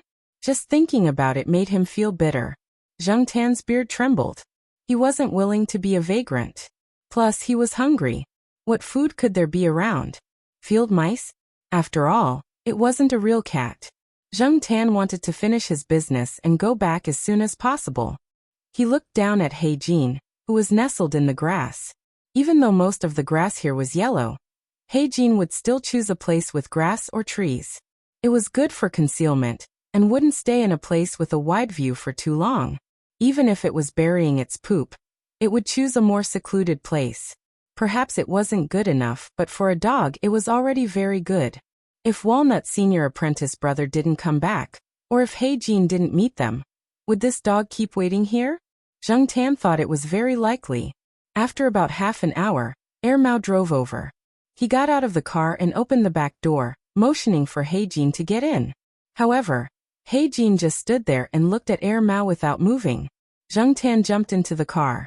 At the same time, he found the food that Air Mao put in the car. He also had his own food. If he wanted to work, he had to fill his stomach first. He didn't know if Air Mao's work was successful. He Jin looked at Zheng Tan, who was lying in the car seat and eating. It tilted its head and looked confused, but it still jumped into the car. Zheng Tan thought that the dog got in the car because of the food. However, He Jin didn't touch Zheng Tan's food after getting in the car. Even if Zheng Tan was merciful and put the food in front of its mouth, it still wouldn't eat. When He Jin was at Walnut Senior Apprentice Brother's place, it only ate the food that Walnut Senior Apprentice Brother fed it. It didn't eat the food that other people fed it. Walnut Senior Apprentice Brother's wife and children are still getting used to this dog. It's rare for them to be close, but they haven't been able to feed it yet, Air Mao said after seeing the situation from the rearview mirror. Zheng Tan looked at the dog next to him. It was almost drooling because of the smell of the food. He thought that the dog must be very hungry, but it still didn't eat. He was impressed. If it was Sahara, that dog would have run away with the food in its mouth. After driving for about an hour, Zheng Tan took a nap. When he woke up, he looked out the window and saw the mountains not far away. There were many mountains here. Air Mao wanted to go to a mountain. It wasn't easy to drive there, so he didn't ask the residents at the foot of the mountain to look after it. He found a place to park his car. The car was modified, so Mao wasn't afraid of being stolen. Even if it was stolen, it was nothing compared to Walnut's senior apprentice brother. Jin got out of the car and followed Mao for a while. Then it began to sniff around. Apparently, it found a familiar smell. It wasn't necessarily Walnut's senior apprentice brothers, but there were other people. Mao saw a mark left on a tree and felt more at ease. Like before, it followed the mark and moved forward. Jin was a little ahead of Mao. Mao followed the mark and compared it to Jin's route. As for Zheng Tan, everything was taken care of by Jin and Jin. As an amateur, he just needed to follow them. It was winter, so many trees on the mountain had withered leaves. However, there were some evergreen trees, so they didn't look so bare. Zheng Tan was still in the mood to look around as he followed Mao up the mountain. After walking for a while, Mao suddenly stopped and called out to Jin. It didn't let Jin go any further. There was a mark that wasn't very obvious. It was this mark that told Mao that there might be surveillance equipment in front of them. Mao took out his phone and found that there was no signal. If there were surveillance equipment in front of them, it would be fine if he was alone. However, the cat and the dog might be exposed. After thinking for a while, Mao told Jin and Zheng Tan to stay where they were and not run forward. Mao explained for a long time, but he didn't know how much Jin understood and how much Jin understood. However, after Mao took a few steps forward, it turned around and found that Jin had already run to some bushes to hide. It seemed that Jin had understood some of Mao's words. No matter how much Jin understood, Mao was fine with it as long as Jin didn't follow them. Zheng Tan jumped onto a tree with green leaves. He felt that it was safer on a tree. In this season, there weren't many bugs and snakes. Zheng Tan didn't have to worry about them at all. After Mao left, Zheng Tan stayed on the tree. The surroundings were very quiet. Jin didn't make any loud noises. The birds were chirping very clearly, which made the place feel desolate. There wasn't any human life. Zheng Tan lay on the tree branch. Jin was guarding below anyway. Even if someone came, they wouldn't pay attention to a cat hiding in a tree. Zheng Tan was much safer than Jin. Suddenly, Zheng Tan's ears twitched. He opened his eyes and looked in a direction. Jin, who was hiding behind the bushes, also heard the noise. However, it still stayed where it was quietly. Zheng Tan stood higher, so he could see more clearly than Jin. It was a field mouse. It was winter, so it probably came out to look for food because it didn't have enough food. Zheng Tan didn't eat field mice, and he wasn't in the mood to catch them. Therefore, he pretended that he didn't see anything and let the field mouse go. However, seeing that the field mouse was gradually moving towards them, Zhang Zian realized that it was quite brave. It probably didn't see many natural predators around, but when it got closer, it probably smelled something. It stopped and looked around carefully. Whoosh!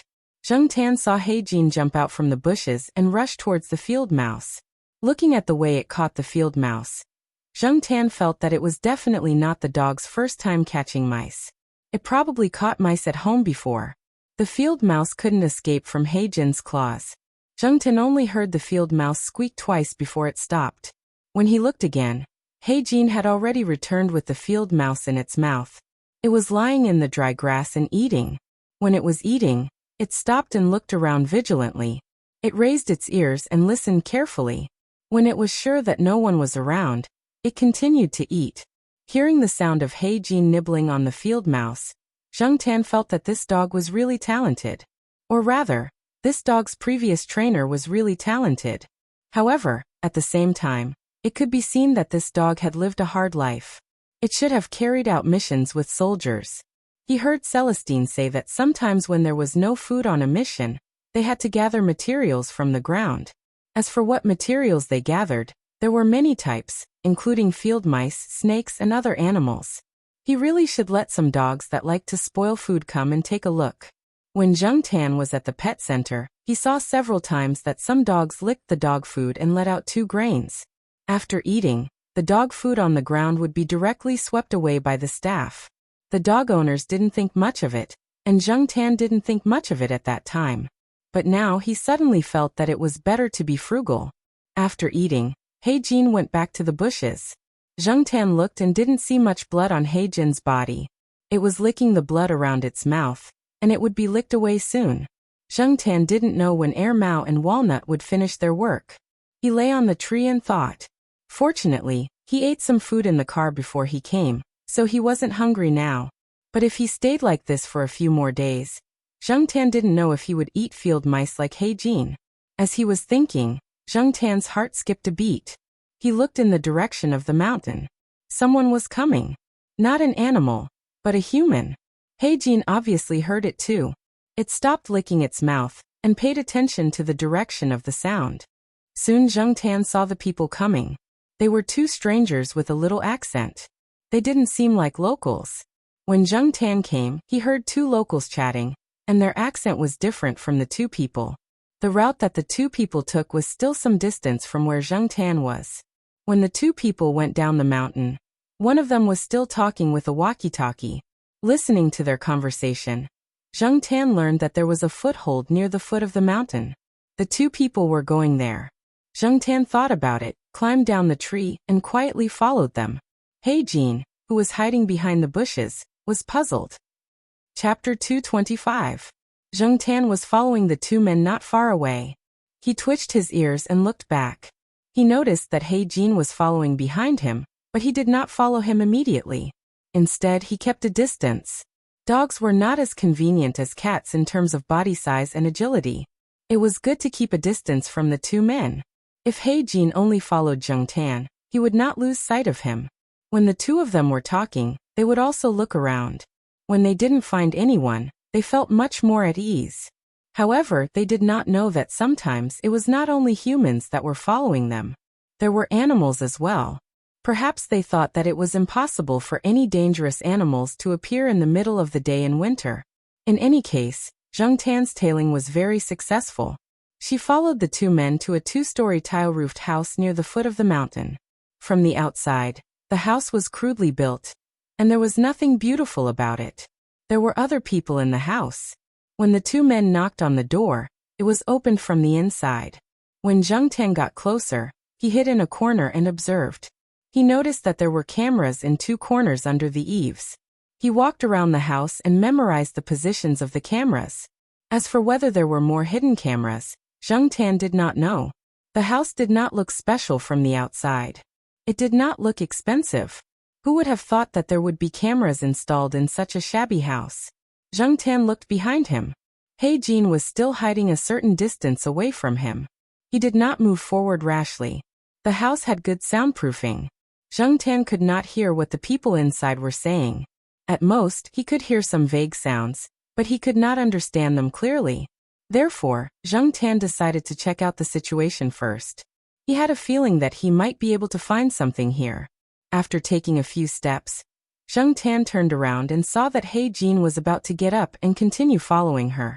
She quickly raised a paw towards where Heijin was hiding with her palm facing that direction. She wanted to wave her hand to signal Heijin to stop, but she suddenly realized that cats were different from humans. Could Heijin understand? Heijin, who was about to get up, saw Zheng Tan's action. He tilted his head in confusion. After a few seconds, he lay down again, still staring at Zheng Tan's direction. Seeing Heijin lying down, Zheng Tan sighed in relief. Now he finally felt the benefits of working together with an intelligent animal. He did not need to do too many actions to explain. Besides, there was a language barrier, so even if he could explain, it would probably be useless. It was still a matter of understanding. After taking a few more steps, Zheng Tan quickly glanced behind him. Seeing that Heijin was not following him, he chose an angle where the camera couldn't capture him. The wall outside was not painted much, and there were no tiles or anything like that. Zheng Tan had climbed this kind of wall before, so this was nothing to him now. He nimbly jumped up from the wall. There were 3 places where he could avoid the camera. And the reason why Zheng Tan chose this one was because it was facing the mountain. Because of this place would not be noticed. The 2 cameras installed at the corners could only focus on the distance, but not the situation below. The most important reason was that there was a broken window on this side. Perhaps those people felt that this window was not important. Or perhaps they felt that it was fine to install this window, so they did not replace the glass. Instead, they used a piece of cardboard to block the window. At least, it could act as a shield against the wind. Pushing away the cardboard that blocked the hole, Zheng Tan walked through it. The room was filled with boxes of goods. Zheng Tan looked at the words and pictures printed on the cardboard boxes. XX brand sandwiches, XX brand milk tea, etc. They were all the same brand. Zheng Tan had never heard of this name before, so it should not be a legitimate manufacturer.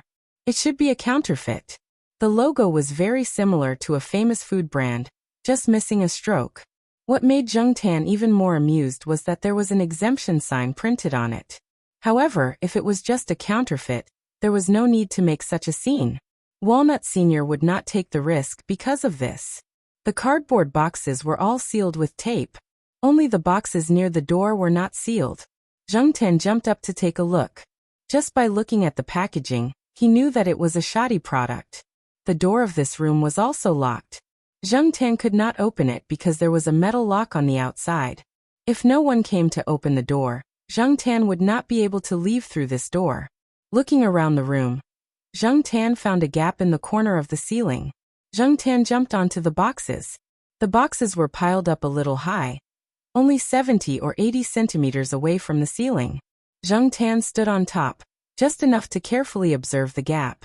Zheng Tan looked and found that there were bite marks on the edge of the gap. It was probably chewed by rats. However, this gap could only allow rats to enter. Zheng Tan could not squeeze in. The ceiling was made of wooden planks, the kind that were relatively cheap. After a long time, some of the planks had obvious gaps between them.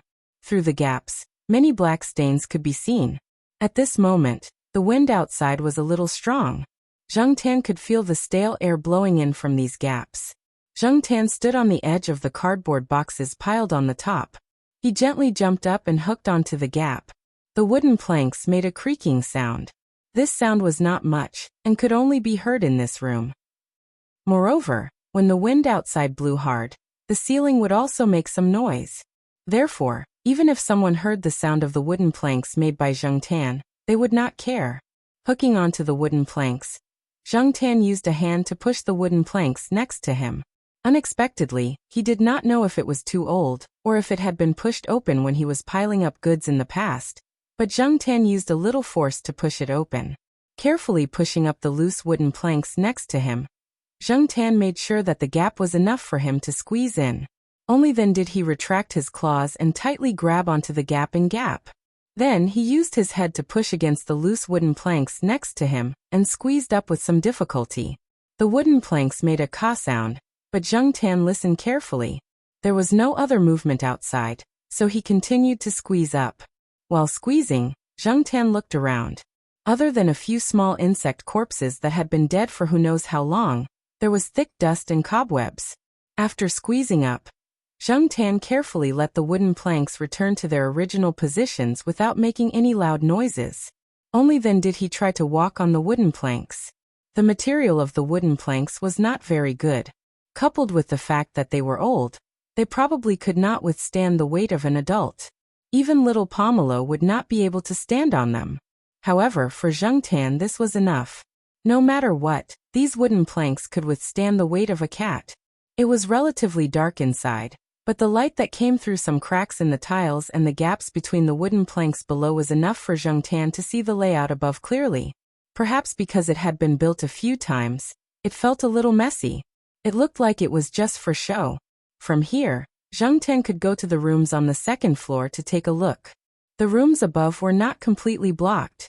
Even if there was a gap between a brick, Zheng Tan could try to squeeze through. Some places were directly connected. Compared to these, Zheng Tan was more troubled by the wooden planks under his feet. Although these wooden planks could withstand his weight, sometimes they would make creaking sounds when he stepped on them. If there was someone in a room, even if they did not immediately think that there was an intruder above, they would guess that it was a bird or a mouse and pay special attention when they heard the creaking sound. Zheng Tan carefully stepped on the wooden planks and walked past a few rooms in succession. He did not see anyone, so he guessed that they were all on the first floor. However, when he came to the top of a room, Zheng Tan noticed that it was different from the previous rooms. Looking down from a small gap between the wooden planks, Zheng Tan found that there was a person locked in this room. The room was not big, and there was not much junk around, so the object in the middle was particularly conspicuous. In the middle of the room was a chair, and a person was tied to the chair. Looking from above, Zheng Tan could not see the person's face. The more eye-catching thing was the burgundy hair. It was very messy, and the hairstyle could no longer be seen. The person was wearing a green cotton jacket. The jacket was patched, and there were a few holes where the cotton inside could be seen. There was a lot of dust on the jeans, and the hiking shoes on the feet. Looking at the pattern, if it was authentic, this person should have some value. Zheng Tan carefully took a few steps forward, and looked at it from a different angle. Unfortunately, the person's head was lowered, as if he was sleeping, and he could not see his face clearly. At this time, Zheng Tan heard voices outside. Someone was going upstairs, and they were coming toward this room. After the sound of the door being unlocked, the door was opened. 3 people walked in. Zheng Tan had seen 2 of them before, and the other person should have been in this room for a long time. One of them, who was wearing a gray coat, walked over to the person tied to the chair, grabbed the person's hair, and shook it. Then, Zheng Tan heard a sound that sounded like a pig being slaughtered. "Shut up." The man in the gray coat slapped him. The person's scream stopped, and then it was followed by crying. It was a 4-syllable cry. The first 3 syllables were rising, and the next 3 syllables were falling. The first and 4th syllables were dragging, and the middle 2 syllables were shorter. Although it was still unpleasant, it was at least much better than the pig's cry. Zheng Tan had always felt that someone who cried like that was either a child, the type that never grew up, or it was more of an act. He had only heard of some of the children in the compound crying like that. This was the first time he had heard of a grown man crying like that. He felt goosebumps all over his body. When the man in the gray coat raised his head, Zheng Tan saw that the man's face was bruised and swollen, and his face was covered in snot and tears. "This is the person you caught?" One of the people who had just come down the mountain asked. "Yes, that's him." The man in the gray coat loosened his grip on the person's hair. The person who asked the question held an ID card in his hand and looked at it. Then he clicked his tongue. "It's obvious that he's from a rich family. His things must be worth a lot of money, right?" The man in the gray coat chuckled. "The higher-ups only said to lock him up for the time being. They didn't say to not sell anything." Seeing the person frown, the man in the gray coat added, "He only sold a cell phone and a camera. He didn't sell them locally. He had a special channel." He meant to reassure the other party that they would not cause trouble. "You've seen the things in his wallet. As for his leather coat, I was wearing it downstairs just now. It's quite warm. Oh, this guy has a lot of good pictures in his cell phone. If they are released, it will probably be another X-rated news. There's nothing in the camera. As for his luxury car, I hid it and didn't deal with it for the time being. When the time comes, I'll sell it and get a sum of money." "Okay." The frown of the person who asked the question smoothed out a little. "Don't let him die yet. He looks like a coward, but he has a good family background. When the time comes, we'll see what the higher-ups want." Recently, things had not been going well. The higher-ups did not seem to want to cause any more trouble. They wanted to settle the matter for the time being. "Of course we know that. It's just that this guy always needs to go to the toilet. Then save some food," the man in the gray coat said. He meant that as long as he did not starve to death, there was no need to give him too much food. The person who was tied up began to cry again. They kept promising to let him go and would give him a lot of money. Unfortunately, the 3 of them ignored him. After asking a few more questions, they left. There was the sound of the lock being jammed outside the door. Zheng Tan pricked up his ears. He heard the 3 of them talking about whether they should move the person to another place. After all, they were going to ship the goods tomorrow. He could not hear what they said after that. The 3 of them had already gone downstairs. Zheng Tan was about to find a place to go down to the first floor to listen in on their conversation. However, when he lifted his foot, he saw through the gap between the wooden boards that the person who was tied to the chair and crying a moment ago had stood up from the chair. He did not know when the ropes tied to him had been cut. They were wrapped into a bundle and stuffed into the pocket of the tattered cotton-padded jacket. After putting on the cotton-padded jacket, the person walked to the corner and picked up the half-a-steamed bun that had fallen there. It was the breakfast that he had not finished in the morning. Chapter 226. He really was faking it. Zheng Tan looked at the people below through the cracks in the wooden boards. When the three people came in, Zheng Tan thought that the person who was tied up was an immature rich second generation with a childish temper. Coupled with the fact that he was crying and snot after being beaten up, anyone would think that he was a good-for-nothing wastrel. Not everyone could cry to such an effect. Comparing the huge contrast before and after, Zheng Tan felt that this person could simply win an Academy Award. Moreover, it would be fine if he only had acting skills, but he really didn't think that this person could hide it so well. The rope that was tied up had been easily untied when Zheng Tan wasn't paying attention. This wasn't something that an ordinary person could do. At the same time, if he could untie the rope so quickly, how could he be beaten black and blue and put himself in such a difficult situation? Either he was a ruthless person, or he was a lunatic. Zheng Tan stared at the person below. The person below was chewing the steamed bun in his hand while staring at Zheng Tan. "Who are you?" the person asked. "Maybe we can cooperate. I have no interest in that batch of goods. If you want it, I can give it to you." Zheng Tan didn't know what the person was talking about. This word definitely wasn't referring to the batch of inferior food that Zheng Tan had seen. However, he could also guess that Walnut Senior's goal was probably that so-called goods. Then, if this person wasn't here for the goods, why was he here? Seeing that there was no movement or response from above, the person stuffed the last bit of steamed bun into his mouth. He wiped his hands on his green cotton shirt, then jumped onto the table on the side and pushed at the wooden ceiling. Zheng Tan quickly left the place when he moved. He left the area of the room and hid behind a log, listening to the movement over there. The person didn't seem to have any intention of pushing the wooden ceiling open to leave. After a while, Zheng Tan heard the sound of a door lock.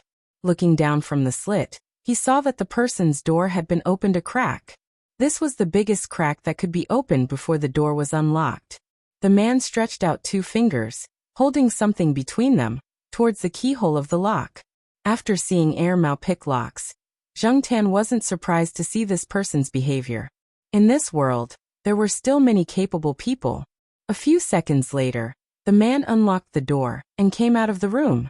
He looked around and then searched the surrounding rooms one by one. Zheng Tan didn't know what he was looking for. He was curious, so he followed him from above. Zheng Tan did not follow too closely. He was still mostly on guard against that person. With that kind of skill, he should not be worse than Air Mao. This person hid deeper than Air Mao, so Zheng Tan had to be on guard. After looking through a few rooms, the man entered the room with the goods. The lock was a piece of cake for him. Zheng Tan saw the man rummaging through the open boxes. Then he opened a box sealed with tape and rummaged through it again. He took out a bag of XX milk tea, tore open a small opening, sniffed it, and then dipped it in his mouth and tasted it. Zheng Tan looked at the man's actions and guessed that there was something else inside, and that the inferior food was just a cover for these things? As for the thing that the man was holding, could it be some kind of illegal drug?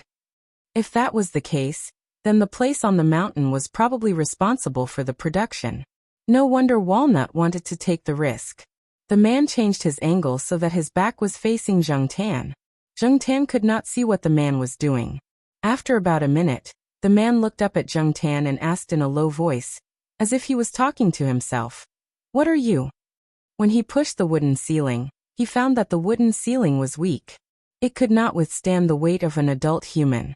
Furthermore, the man was able to move freely on it. It did not seem like something a human could do. After the man looked for something, he did not stay for long and went downstairs. Zheng Tan waited for a while. When he did not hear any movement downstairs, he lifted the wooden ceiling and went downstairs carefully. Even though she didn't hear anything earlier, when she went downstairs, Zheng Tan saw a person lying on the ground. He was still breathing, but his hands were tied up. The rope used to tie him up was the same one used to tie up the red-haired man. Looking around, Zheng Tan walked over to take a look at the rooms. Other than a few bedrooms, a kitchen, and a toilet, There was only the surveillance room on the first floor. There was a person lying in the bedroom. He was also tied up there and had lost his senses.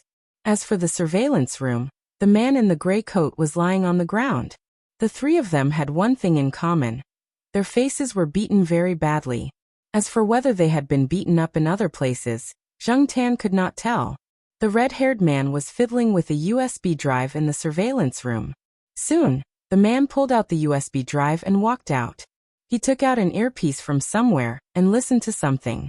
Then he frowned and looked up at the mountain. He walked faster. At this moment, the man had put on his leather coat and was about to leave. However, after taking a few steps, the man suddenly stopped and pulled out a dagger. It was the dagger that he had picked up in the house. Zheng Tan was looking outside from a window on the first floor. When he realized that something was wrong, he immediately ran out. A shadow rushed at the red-haired man from the side. The red-haired man was about to swing his knife, but another shadow rushed out and blocked him. He Jin was forced to stop. He looked at Zheng Tan in confusion. He did not understand why the cat was blocking him. The red-haired man looked at the black cat in the middle and maintained his previous posture. After a few seconds, he put away the dagger and raised his eyebrows. "You're the one on the wooden floor?" Zheng Tan pulled his ears and stared at the man. He had no doubt that if He Jin had really jumped up, he would have been killed by the dagger. However, He Jin was still growling behind him. It seemed that he was unwilling to give up and wanted to jump up again. Zheng Tan wanted to turn around and slap He Jin to make him behave, but he did not dare to move his eyes away from the man in front of him. He could tell that the man was skilled from how he had taken down the people in the room without making a sound. He did not kill anyone because he did not want to get involved in a lawsuit. However, not killing people did not mean that he would not kill dogs and cats. The man did want to kill He Jin. However, Zheng Tan did not feel any killing intent from the man's eyes. He was more curious and sizing him up. The man stared at Zheng Tan for a while. Then he played with the dagger in his hand, put it away, and left. After the man left, Zheng Tan breathed a sigh of relief. Zheng Tan listened to the surroundings. He did not sense anyone approaching, so he walked back into the room. He Jin hesitated for a while before following him. To him, most of the time, he would just follow orders. It was rare to see someone like this black cat who always did things its own way. However, He Jin did not have a better choice, so he might as well follow Zhang Heng. When Zheng Tan came out of the room, he saw that the cameras could be turned off. As for the people in the room, Zheng Tan did not know when they would wake up. It would be troublesome if they woke up now, so he had to do something. After looking at them one by one, Zheng Tan grabbed the pants of the man who had fallen down the stairs and dragged him to the room. There was a bedroom there, and there was another person lying in there. Zheng Tan decided to leave them there and lock the door. Even if they woke up, they would not be able to come out for a while. He Jin saw this and bit the pants of the other man in the room. He followed Zheng Tan and dragged him to the room. Seeing that one of them was about to wake up, Zheng Tan looked around and grabbed a wooden chair next to him and knocked on it. Dong! The person who was about to open his eyes fainted again. Zheng Tan searched the three of them and took out a bunch of keys. She found the lock and locked the door. He Jin was squatting at the side, watching the black cat jumping up and down. He did not understand what the cat was doing, but he felt that the cat was doing the right thing. He Jin moved his ears and looked in a direction. After the door was locked, Zheng Tan looked at the door as well.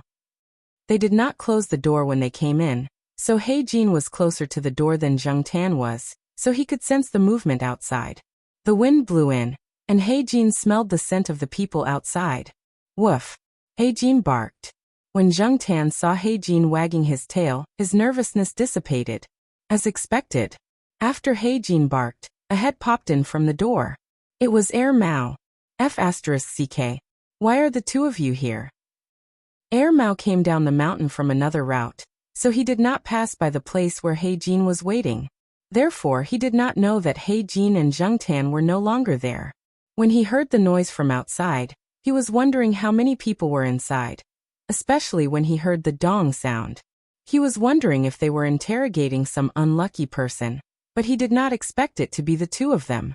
He Jin was in a good mood when he saw Mao, wagging his tail vigorously.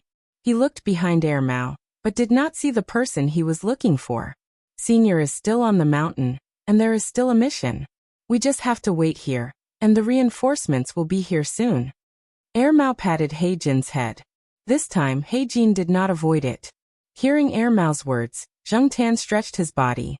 He was so tense that he could finally relax. Air Mao pried open the lock and looked at the 3 people who had been locked up by Zheng Tan. The ropes had been tied up professionally, and the wounds on their bodies were obvious. It was impossible for a cat and a dog to cause such damage. Where are the others? Air Mao asked. He Jin looked out of the door, and then back at Air Mao. They left? Then forget it. Air Mao checked the surveillance cameras around, turned on the door again and closed it. The reinforcements that Air Mao mentioned arrived soon. They were all fully armed, and it was very nerve-wracking to look at. Zheng Tan only saw a portion of them, and the rest were cooperating with the people on the mountain. Since there were people to deal with it, Air Mao did not stay in one place, and went upstairs and downstairs. When he saw Air Mao rummaging through the bags of low-quality food, Zheng Tan was sure that he had guessed correctly. These people were indeed manufacturing some illegal drugs on the mountain, and at the same time, producing some low-quality food. They put the drugs in similar bags, and then shipped them out with the food to be sold to buyers. The bags looked almost the same, and the only difference was the barcode. If one did not look closely, one would not be able to tell. In one of the rooms, they found the bugs, and they were locked in big, sturdy boxes. No wonder the red-haired man did not touch the boxes when he was looking at them from above. He obviously knew that the bugs were inside. Zheng Tan thought. Air Mao said that it was a type of beetle that was brought in from abroad. It was probably mutated by humans. They did not have reproductive abilities, but their appetite was very big. A box of bugs like this could gnaw an adult into a skeleton in less than half a day. However, it was said that this was not the final product. It was just a little toy that the other party gave to this group of people during the transaction. Zheng Tan heard the gunshots coming from the mountain and found a hidden place to lie down. The matter was not over yet, and he did not want to encounter any accidents. On the other hand, He Jin was very excited. It was very familiar with the sound of gunshots, and when it heard the gunshots, it would think of its previous mission. When it was over, it was close to evening. Walnut's arm was injured, and he looked a little tired, but his eyes were bright, and he was in the mood to joke with Air Mao. Listening to their conversation, Zheng Tan knew that the boss, who had a criminal background, was involved in drugs, and who knew how many murders he had committed, had been arrested. The follow-up investigation and arrests were still in progress. However, Walnut Sr. was already very satisfied to have caught such a big fish.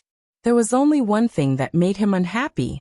They said that the rich second generation who went up the mountain to catch squirrels in the middle of winter was not seen.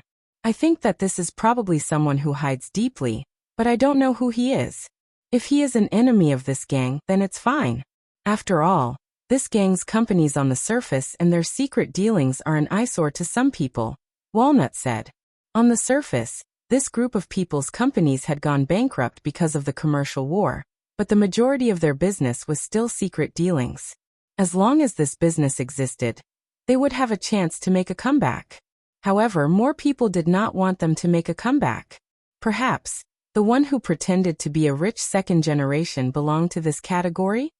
I think that this person is not necessarily an enemy or an ally of this gang. If he was an enemy, the 3 people in the room would have died long ago. There would not be any left alive, Air Mao said. At the same time, on a certain highway, in a luxury car, a person with wine-red hair was wearing a headset and talking to someone. When the group of people on the mountain searched the car, they did not find the other phone hidden in the car. Have you received the information? But you don't have to waste your time now. They are probably already in the hands of the police, and there is basically no possibility of them getting up again. Of course, although you don't have to do anything, you have to honor the money you promised me. This time, in order to find evidence, I was almost disfigured. That can't be helped. Being beaten up is better than being fed to the bugs. As for the lethality of those bugs, think about the commercial spy who was already gnawed into bones. He happy working with you. Next time, remember to visit me if you need anything. After ending the call, after a while, A remittance message appeared on the phone. He glanced at it and smiled. Listening to the blues music in the car, he held the steering wheel with one hand and tapped the fingers of the other hand to the beat of the music. Chapter 227. When Zheng Tan returned home, Jiao Ma scolded Air Mao. He had suddenly taken the cat away for 2 days, and hadn't even called to tell her that he was safe. This made Jiao Ma worried that Air Mao had taken her cat to a bad place. Air Mao stood there obediently to be lectured, constantly admitting its mistakes. Seeing Air Mao's sincere attitude and the fact that there was nothing wrong with her cat, Jiao Ma left after a few words. Walnut really wanted to thank the Jiao family. In his opinion, Zheng Tan and the Jiao family were bound together. If he couldn't repay the cat, he could repay the Jiao family. But now wasn't a good time to tell the truth. Maybe later, Walnut thought. The case was going smoothly and there was hope for a promotion. But what made Walnut unsatisfied was that there was still no news about the rich kid who caught the squirrel. The so-called car turned out to be rented, and the ID was fake. In this day and age, the difference between an ID photo and a real person was so big that you wouldn't be able to recognize them, even if they were standing right in front of you. He had checked all the rich kids in the area, and there was no such person. Those who had seen the fake rich second-generation heir couldn't even remember what he looked like. What left a deeper impression was the embarrassing scene of him crying after being beaten black and blue. Zheng Tan and Black Gold had seen him, but Walnut knew that he couldn't let them tell him anything unless the fake rich kid appeared again. Black Gold would definitely recognize him. Last time, Air Mao had no choice but to give black rice to the pet center. But this time, when Air Mao sent black rice over, he emphasized to the people there that peanut candy was not allowed to get close. Otherwise, he would complain to the pet center. Actually, Air Mao also wanted to move to another place. There were many places in Chuhua City where he could help look after pets, but black rice didn't buy it. It wouldn't go anywhere else at all. Once it went there, it would keep barking. Air Mao's heart ached when he heard that. After walking around, it was still sent to the pet center. Since this VIP customer had said so, the people at the pet center naturally did as they were told. Therefore, when it went to collect the black rice, it heard the people at the pet center promise not to let any male cats near it. This made Air Mao quite satisfied. However, after he brought black rice home, black rice ignored him again for 3 days. Every time black rice was sent to the pet center, Air Mao would always receive the same cold treatment. As for Zheng Tan, he had been doing well recently. Every time he experienced those unpleasant things, he would always sigh with emotion at how peaceful and beautiful life in the courtyard was. The weather was getting colder and colder. At the end of the year was approaching. The students had already gone home after the final exams. Those who were in school were also packing up and would be leaving soon. Therefore, the main roads and many places that were usually lively on campus were now much quieter. To Zheng Tan, this was a good thing. With no one around, he could play more freely. Recently, Zheng Tan would drive his little pushcart out to play every day. In the past, because the Jiao family only had Jiao Ma and 2 children, Zheng Tan couldn't let the 3 of them climb up and down the pushcart every day. The pushcart was much heavier than a normal toy car. Moreover, the Jiao family lived on the 5th floor. It was tiring to move up and down the pushcart. If the Jiao Pa was there, it would be fine, but the women and children were out of the question. Therefore, Zheng Tan usually didn't move the pushcart out except when Fang Xiaokong came to find him to play at Old Lu's place. But now, Zheng Tan could play with the pushcart every day. It adjusted his mood and warmed him up. This matter started last week. Last week, Fang Xiaokong came to Chuhua University to look for Cheng Zhong, the graduate student from the Department of Engineering who had built the pushcart for Zheng Tan. The reason was that after Fang Mingmeng found out that Zheng Tan had a pushcart, she wanted to build one for her family. The third master Fang didn't say anything and asked Cheng Zhong to build another pushcart like Zheng Tan's to please his precious daughter. Therefore, Cheng Zhong was busy building the pushcart. At the same time, he would compare it with Zheng Tan's pushcart, update some parts, and record some parameters. Every day, after Zheng Tan finished playing with the pushcart, he just had to drive to the place where the Jiao Wei and the others played with the pushcart. Now many of the students who played with the pushcart and airplane models had left. Cheng Zhong had set up a temporary studio there, and 2 local students were learning from Chengzhong. Therefore, Zheng Tan didn't have to find someone to move the pushcart back to the Jiao family every day. Chengzhong also installed a heating device in the pushcart, and a layer of fluffy cloth was installed in the seat to keep it warm. When Zheng Tan stayed in the pushcart, although his head and most of his torso were still exposed, he didn't feel cold. When Zheng Tan drove the pushcart on the road, some people would laugh a little when they saw it. However, at most, they felt that it was a novelty. Everyone thought that someone had taken out a toy car to play with the cat. Some people even thought that it was a good tool to walk the cat. No one would think that a cat was controlling the pushcart by itself. There were often students who liked to play with machines in school, who would build things to run around. Over time, when people saw similar things, they just laughed and didn't think too much about it. The steering wheel was inside, and Zheng Tan's 2 paws were stepping on it. Therefore, in the eyes of the people outside, the cat was just squatting inside. The person controlling the car was probably someone else, and no one would suspect Zheng Tan at all. There wasn't much wind today. In the winter afternoon, the sun was warm and made Zheng Tan feel a lot better. Until, brother, hey, Zheng Tan. Day. His good mood was gone just like that. F***ck, why didn't this little brat take a nap at this time? What was he doing out here? Without looking back, Zheng Tan knew that the children's electric pushcart, which was much bigger than his pushcart, had caught up with him. Zheng Tan didn't want to hear the little brat's babbling, so he sped up. Although Zheng Tan's pushcart looked like a toy, it had all the functions. If he really wanted to speed up, it would be much faster than Jiao Ma's electric pushcart. However, Zheng Tan didn't dare to do that in school.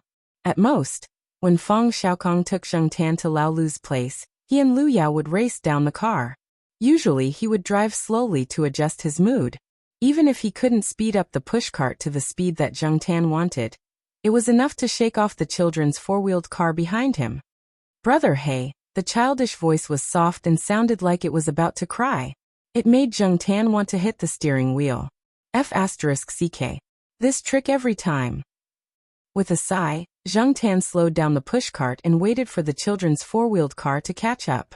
Zhua Kitten's electric pushcart looked like a cat, and the picture on it was of a cat. From the front, the car's headlights looked like a cat's eyes, and there were whiskers around its mouth. Some of the teachers in the school had bought such cars for their children to play with, but most of the children were around 3 years old, unlike Zhua Kitten, who started playing with them when he was less than 2 years old. For safety reasons, Xiao Wan, who was in charge of taking care of Zhua Kitten, held the remote control in his hand and didn't let Zhua Kitten drive the car. Zhua Xiao the cat seemed to know that he was not in control of the car. He was not like other children who would drive excitedly. He would look directly at Xiao Wan and tell him the direction that he wanted to go. Start, turn, or stop. For example, just now, when Zhua Kitten wanted to catch up to Zheng Tan, he looked directly at Xiao Wan, who was holding the remote control, and pointed at Zheng Tan in front, indicating that he should hurry up and catch up. After Zheng Tan's pushcart slowed down, Xiao Wan quickly walked up. She didn't seem tired or out of breath. She looked at the man and the cat with a smile. The longer she interacted with him, the more she felt that this cat was special. In fact, when she was choosing the car, she showed Zhua Kitten many pictures of cars, but the child wasn't satisfied. He pointed at a picture hanging on the wall. There were many pictures hanging on the wall. Most of them were taken when Zhua Kitten was 1 year old. One of them was of him and the black cat together. Zhua Kitten wanted a pushcart in the shape of a black cat, but Xiao Wan felt that black was too heavy for a child. It would have a bad impact on a child's growth, so she changed it to an orange one. As for the deformed graffiti on the car, they were all drawn by Zhua Kitten himself. From the outline of the graffiti, it could be seen that it was in the shape of a cat. Xiao Wan was very satisfied with this. After all, he was only a child. Many children of Zhua Kitten's age might not be able to hold a pen steadily. When Zhua Kitten's car came close, the little kid laughed and waved at Zheng Tan. Brother Black. What the hell was he calling? Zheng Tan pulled his ears and turned his head slightly to look at Zhua Kitten, who was sitting in the car wrapped up like a furry ball. He wanted to go over and give him a few slaps. Running out in the middle of winter, he wasn't afraid of catching a cold. Little Wan followed by his side. Every time little Kitten Zhua saw the black cat, he he would become very talkative. Although his words were not clear, and he could not understand what the child was saying most of the time, little Juan just let him be since the child was talking happily. Zhuo Kitten's learning ability was very strong. Xiao Wan could see that this child's IQ was higher than other children of the same age. As for how much higher, she couldn't say for sure. Zheng Tan pulled his ears and listened to the little brat babble for nearly half an hour. He couldn't understand what the little brat was trying to say. The child could only say a few words clearly, and Zheng Tan's name was one of them. When the child was excited, his words became vague. However, Zheng Tan could feel that Zhuo Kitten's language ability was improving. At least compared to last time. Zheng Tan could make out 1 or 2 words in a sentence. When Zhuo Kitten finally got tired of playing and said he was tired, Xiao Wan brought him back to rest. It was windy. It wasn't good to stay outside for too long in this weather. If Zhuo Kitten hadn't made a fuss about coming out, Xiao Wan wouldn't have compromised. After Zhuo Kitten left, Zheng Tan drove the car to the old tile-roofed house and handed it to Qingzhong and the others. After that, he decided to go out for a walk. Before the incident with Senior Walnut, he had planned to go there and didn't go out. The weather was good now, and little Pomelo and the others were also on vacation. There was no need to pick them up on time. Jiaoma had been busy marking test papers and doing statistics at school recently, so she came back a little late. Dinner was usually around 6 o'clock, so Zheng Tan could play more. Coming out of one of the side doors, Zheng Tan remembered that this side door was on the same line as the side door in the east courtyard. When he took the bus, he passed by here. It was also marked on the map. After walking for a while, Zheng Tan saw Tsinghua University's affiliated hospital. Jiaoma had been here when she was hospitalized. Zheng Tan didn't plan to go through the hospital's main entrance. He didn't like the atmosphere in the hospital. In his memory, behind the hospital, there was a big courtyard near the inpatient department. The scenery inside was not bad, and there were often people walking around. Zheng Tan didn't plan to stay here for long. The hospital always made him feel depressed. Every time he came here, he would think of Jiaoma's hospitalization. He just decided to go through here. Jumping on the wall of the courtyard was slightly higher than the wall Zheng Tan saw on Old Street. From here, Zheng Tan's field of vision was slightly wider. There were many evergreen trees in the courtyard. This could also reduce the emotions of the patients when they saw the withered leaves. At this time, there weren't many people walking around outside. Zheng Tan didn't pay much attention to it. He planned to walk along the wall. Chapter 228. Zheng Tan had heard too many of such words, especially those that were filled with strong disgust. Zheng Tan paused and looked in the direction of the voice. 2 people were standing beside a tall cedar tree. One of them was about 40 years old and looked like a noblewoman. The other had a head full of white hair and was wearing a light-colored shawl. Her entire person exuded a sense of tranquility and peace. The one who spoke was the middle-aged woman. She supported the old woman next to her and looked at Zheng Tan with undisguised disgust. Zheng Tan found it strange. He didn't provoke this woman, so why did she speak as if she had a grudge against him? However, the old woman next to the middle-aged woman didn't have any disgust in her eyes. Instead, she looked at him with a kind smile. "What's wrong with the black cat?" the old woman said, obviously disagreeing with the words of the person next to her. However, this old woman didn't seem to be in good health. Her voice wasn't loud and was a little soft.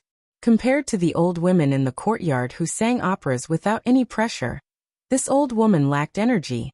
The middle-aged woman's mouth twitched, as if she wanted to say something but couldn't say it directly. She paused and said, "Mom, let's take a walk over there. This place is good. There's no need to change places." The old woman shook her head and patted the hand of the person next to her. "I know you think a black cat is unlucky," the middle-aged woman wanted to explain, but when she opened her mouth, the old woman raised her hand and stopped her. The old woman knew what she wanted to say. Most of the people in the hospital were patients. Some of them were in the recovery period and came out to walk around. Some, like this old lady, sometimes didn't want to stay in the ward all day during the hospitalization period.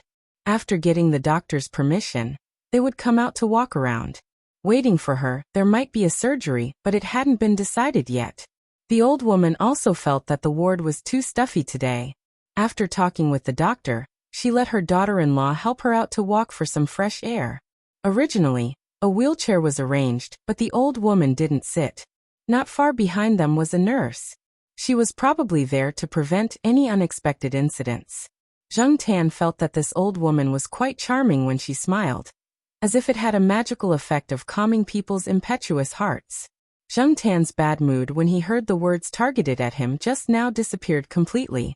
This old lady must have been a beauty when she was young, Zheng Tan thought. In this era, there were many beautiful people. Unfortunately, even if they were once peerlessly beautiful, they could not withstand the pig-slaughtering knife of time. However, time could only take away one's appearance, but it could not take away one's temperament. Everyone would grow old eventually, and it was not easy to stay elegant all the time. Perhaps she was tired from walking. The old lady looked around and walked to the wooden bench by the side of the road, planning to sit there and rest. After seeing the old lady's actions, the nurse behind her quickly stepped forward and placed a soft cushion on the wooden chair. The old lady smiled and thanked the nurse. The young nurse's impression of the old lady immediately improved. The middle-aged woman looked at Zheng Tan and could not help but feel disdainful. She cursed the black cat on the wall 1,000 times in her heart. It couldn't be helped. In the hospital, many people were more particular, and some things were taboo. For example, when it came to fruit, most people would send apples, and very few people would send pears. 2 days ago, the old lady still wanted to eat pears. She spent a lot of effort to persuade the old lady to change it to other fruits. But now, what should she do when she saw a black cat? Many people felt that the black cat was evil, especially at such a time and place. The middle-aged woman felt that it was inauspicious, especially when the cat looked at people. It made her feel uneasy. She originally wanted to chase the cat away, but seeing the old lady like this, it was impossible to chase it away. She wanted to take the old lady somewhere else, but the old lady was sitting down now. What should she do? Although she did not say anything, Zheng Tan could see the strong disgust and rejection in the middle-aged woman's eyes.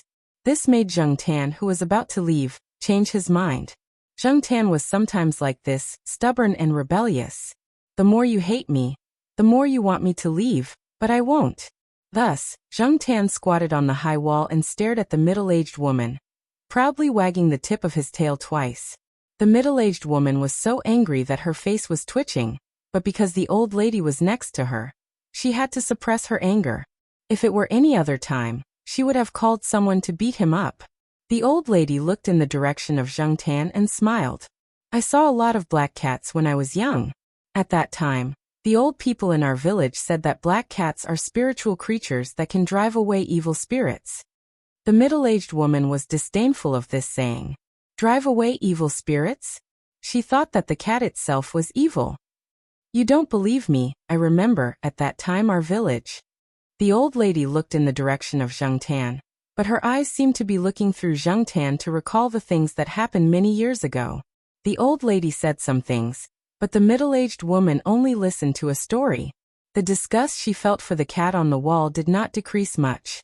If she was hospitalized, she would definitely not want to see this pure black cat. She would definitely ask someone to chase it away and beat it until it did not dare to come close. It was probably because of Zheng Tan that the old lady was addicted to reminiscing about the past, and she even said some interesting things in her memory. I didn't know that you were so naughty back then, the young nurse next to her joked. Yes, I was also a crazy girl back then. The old lady did not mind revealing her past at all. She sighed and said, People, when I think back to when I was young, I feel that I have changed a lot. Shortcomings, strengths, old habits, new habits. It's just like the construction of a city. Some places have to be torn down, and some places have to be rebuilt. After a few years, you will find that the city has changed a lot. The young nurse did not know what to say at this time. She did not know the old lady, and she was afraid that she would say something wrong and make the old lady sad. For an old person at this age, a small illness could be fatal. Emotions were very important. The middle-aged woman saw that the old lady's words were not right, so she quickly changed the topic. Unexpectedly, the old lady did not want to change the topic at all. She looked at the black cat on the wall and said to the middle-aged woman, "I think this cat is quite spiritual." "Spiritual my ass." The middle-aged woman cursed silently. The old lady was excited and waved at Jung Tan. "Hey, black cat on the wall, do you have time to talk to me?" What could it know? The middle-aged woman was about to comfort the old lady, but unexpectedly, she caught a glimpse of a black shadow on the wall. When she looked over, she saw that the cat that was originally squatting on the wall had jumped down and was slowly walking towards them. This time, not only the middle-aged woman and the young nurse, but even the old lady was surprised. She was just saying it casually and did not expect the cat to come. Jung Tan had a good impression of the old lady, so he decided to give her some face. Also, he wanted to make the middle-aged woman angry. Seeing that Jung Tan was really coming, the old lady was happy. She waved and patted the wooden chair next to her, indicating that Jung Tan should sit there. The middle-aged woman wanted to say that the cat had a lot of germs, but seeing that the old lady was in a good mood, she did not dare to say anything. Jung Tan did not hesitate and jumped onto the bench. Although the middle-aged woman was patient, when Jung Tan came over, she could not help but move to the side like avoiding the plague. She did not want to be too close to the cat. "See, what did I say? This cat is spiritual, right?" The old lady raised her hand and touched Jung Tan's head. Jung Tan turned his head to avoid her. The old lady did not care. She felt that cats were more vigilant. It was good enough that they could come over. Therefore, the old lady's happiness did not decrease at all. This time, the young nurse found an opportunity and quickly said, "That's true. This cat can drive away evil spirits."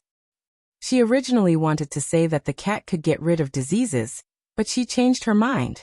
Otherwise, she would not be able to bear the consequences if something happened. What could she say? Although the middle-aged woman was very repulsed by the cat on the bench, she had to force a smile and say a few words to make the old lady feel better. Jung Tan, on the other hand, stood beside the old lady with a smug look on her face. She looked at the middle-aged woman with a provocative look.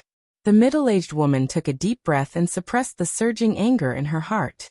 She originally thought that she was overthinking things. How could there be such a gaze in a cat's eye? But the more she looked, the more she felt that it wasn't an illusion caused by her emotions. She immediately clenched her fists. Because she had to take care of the old lady, her long nails had been cut. If not, when she clenched her fists, her nails would have pierced her palms. Jung Tan saw the middle-aged woman's small movements and was very disdainful.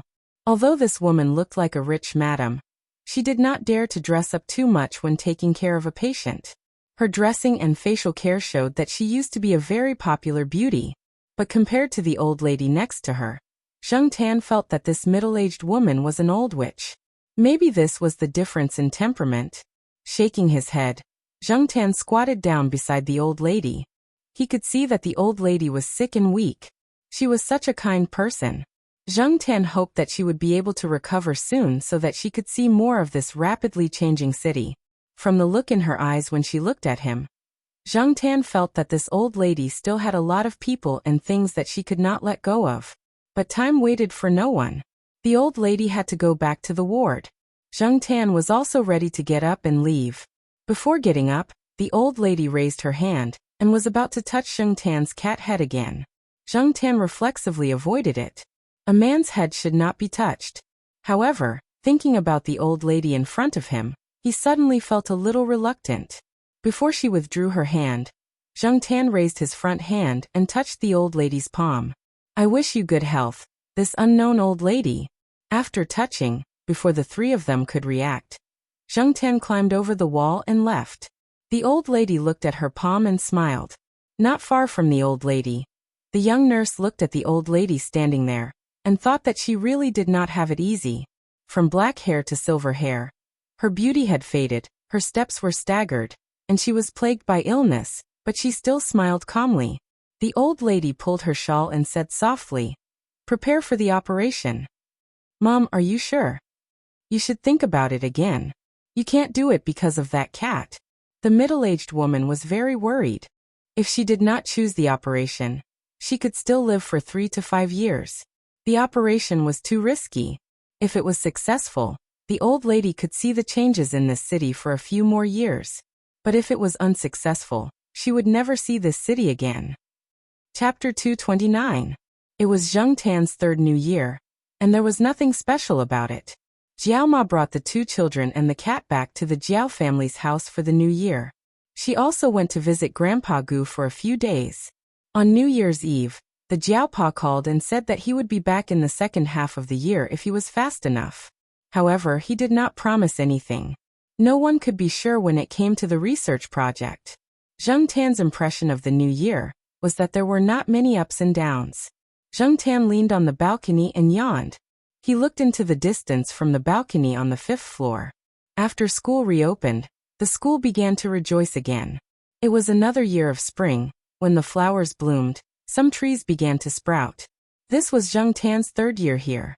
After getting used to it, he did not have many thoughts. Sometimes, even if he did not want to admit it, he had to compromise with fate. What else could he do? Torture himself for fun? There was no need to be so distressed. Zheng Tan rubbed his chin on the flower pot next to him and rolled around in boredom. He remembered what little Pomelo said when he woke up this morning. Zheng Tan ran into the bedroom and jumped on the makeup table. He looked at the Jiao Ma's makeup mirror. It seemed that he had gained some weight. It was easy to gain weight during the new year. Zheng Tan did not go out much this year. He ate and slept all day. With Zheng Tan's huge appetite, it would be strange if he did not gain weight. He had been cooped up at home and did not want to go out. Zheng Tan attributed it to spring fatigue and autumn fatigue. However, it seemed that he should go out more often. Winter was over and he did not need to gain weight anymore. Zheng Tan did not go out directly from the side door of the eastern courtyard. Instead, he walked around the school. When he passed by a small path, he happened to hear Zheng Jing, the only female graduate student under the Jiao Pa, complaining about the inappropriate behavior of some teachers in the school. Just like Xian complained before the new year, the graduate students did not have much confidence in speaking in the school without the support of their bosses. The first was the competition for public resources. Even if it was a public resource, it had to be used on a first-come, first-served basis. There were limited resources and funds. Whoever had the ability would be the first to use them and occupy them. But now, Zheng Tan listens to Zheng Jing's complaints. It seems that there are more things than what Xian said. Otherwise, Zheng Jing would not have said, "The temple is small, but the pond is shallow." Although Zheng Tan did not know much about their school, she knew from eavesdropping on Zheng Jing and Xian's complaints that they were sometimes bullied by other teachers in the school. It was not uncommon for senior brothers and sisters in the school to bully junior brothers and sisters with the tacit approval of their mentors. Competition between students in the same school existed all the time. Sometimes, those who engaged in scientific research might not lose to those who engaged in politics. In this day and age, those who did not care about chores and focused on their studies would either have someone to back them up, or they would be reduced to cannon fodder in fights or ladders for others to climb up the social ladder. As for the rest, the proportion of those who could follow their own path was too small. However, the Jiaopa wasn't the kind of person who would swallow his anger and suffer in silence.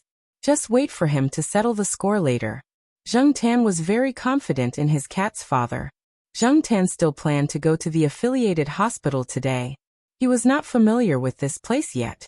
When he arrived at the hospital, Zheng Tan couldn't help but think of the old lady who left a good impression on him when he came here last year. He wondered how the old lady was doing now and how she was recovering. Jumping on the wall, Zheng Tan walked along the high wall. Even in winter, he could see many green courtyards. Today there were many new greenery. It was full of vitality. Today's weather was also good. Some patients who were recovering well but couldn't stay in the ward came out to walk with their family members. Looking at the surrounding scenery, they felt much better. Zheng Tan didn't plan to look carefully. He just glanced at the wall as he walked along. Because of the taboo incident with the middle-aged woman last year, Zheng Tan felt that it was better not to be too ostentatious in the hospital. Although he didn't look carefully and his footsteps were hurried, what surprised Zheng Tan was that he was stopped by someone after a few steps. At first, Zheng Tan didn't think it was him. It wasn't until the person called the black cat on the wall a few times that Zheng Tan looked over. The person who called out to Zheng Tan was a young nurse. She wasn't the one he saw last year. Next to the young nurse, there was an old lady in a wheelchair who was being pushed around by the young nurse. The person in the wheelchair was the old lady Zheng Tan saw last year. When Zheng Tan looked over, the old lady waved at him. Compared to last year, the old lady looked a lot thinner now. However, her complexion was better. When she looked at people, the expression in her eyes made people's moods unconsciously develop. Thinking about it, the old lady saw Zheng Tan but couldn't shout, so she asked the young nurse who was in charge of pushing the wheelchair to speak. The young nurse looked at Zheng Tan with a puzzled gaze. She knew that many people in the hospital were afraid of pure black things. Last time, there was a person who wore a black suit when visiting a patient. The patient threw something at him. The patient said that the person had sinister intentions and scolded him for a long time. But now, the old lady was so enthusiastic about a black cat. It was really puzzling.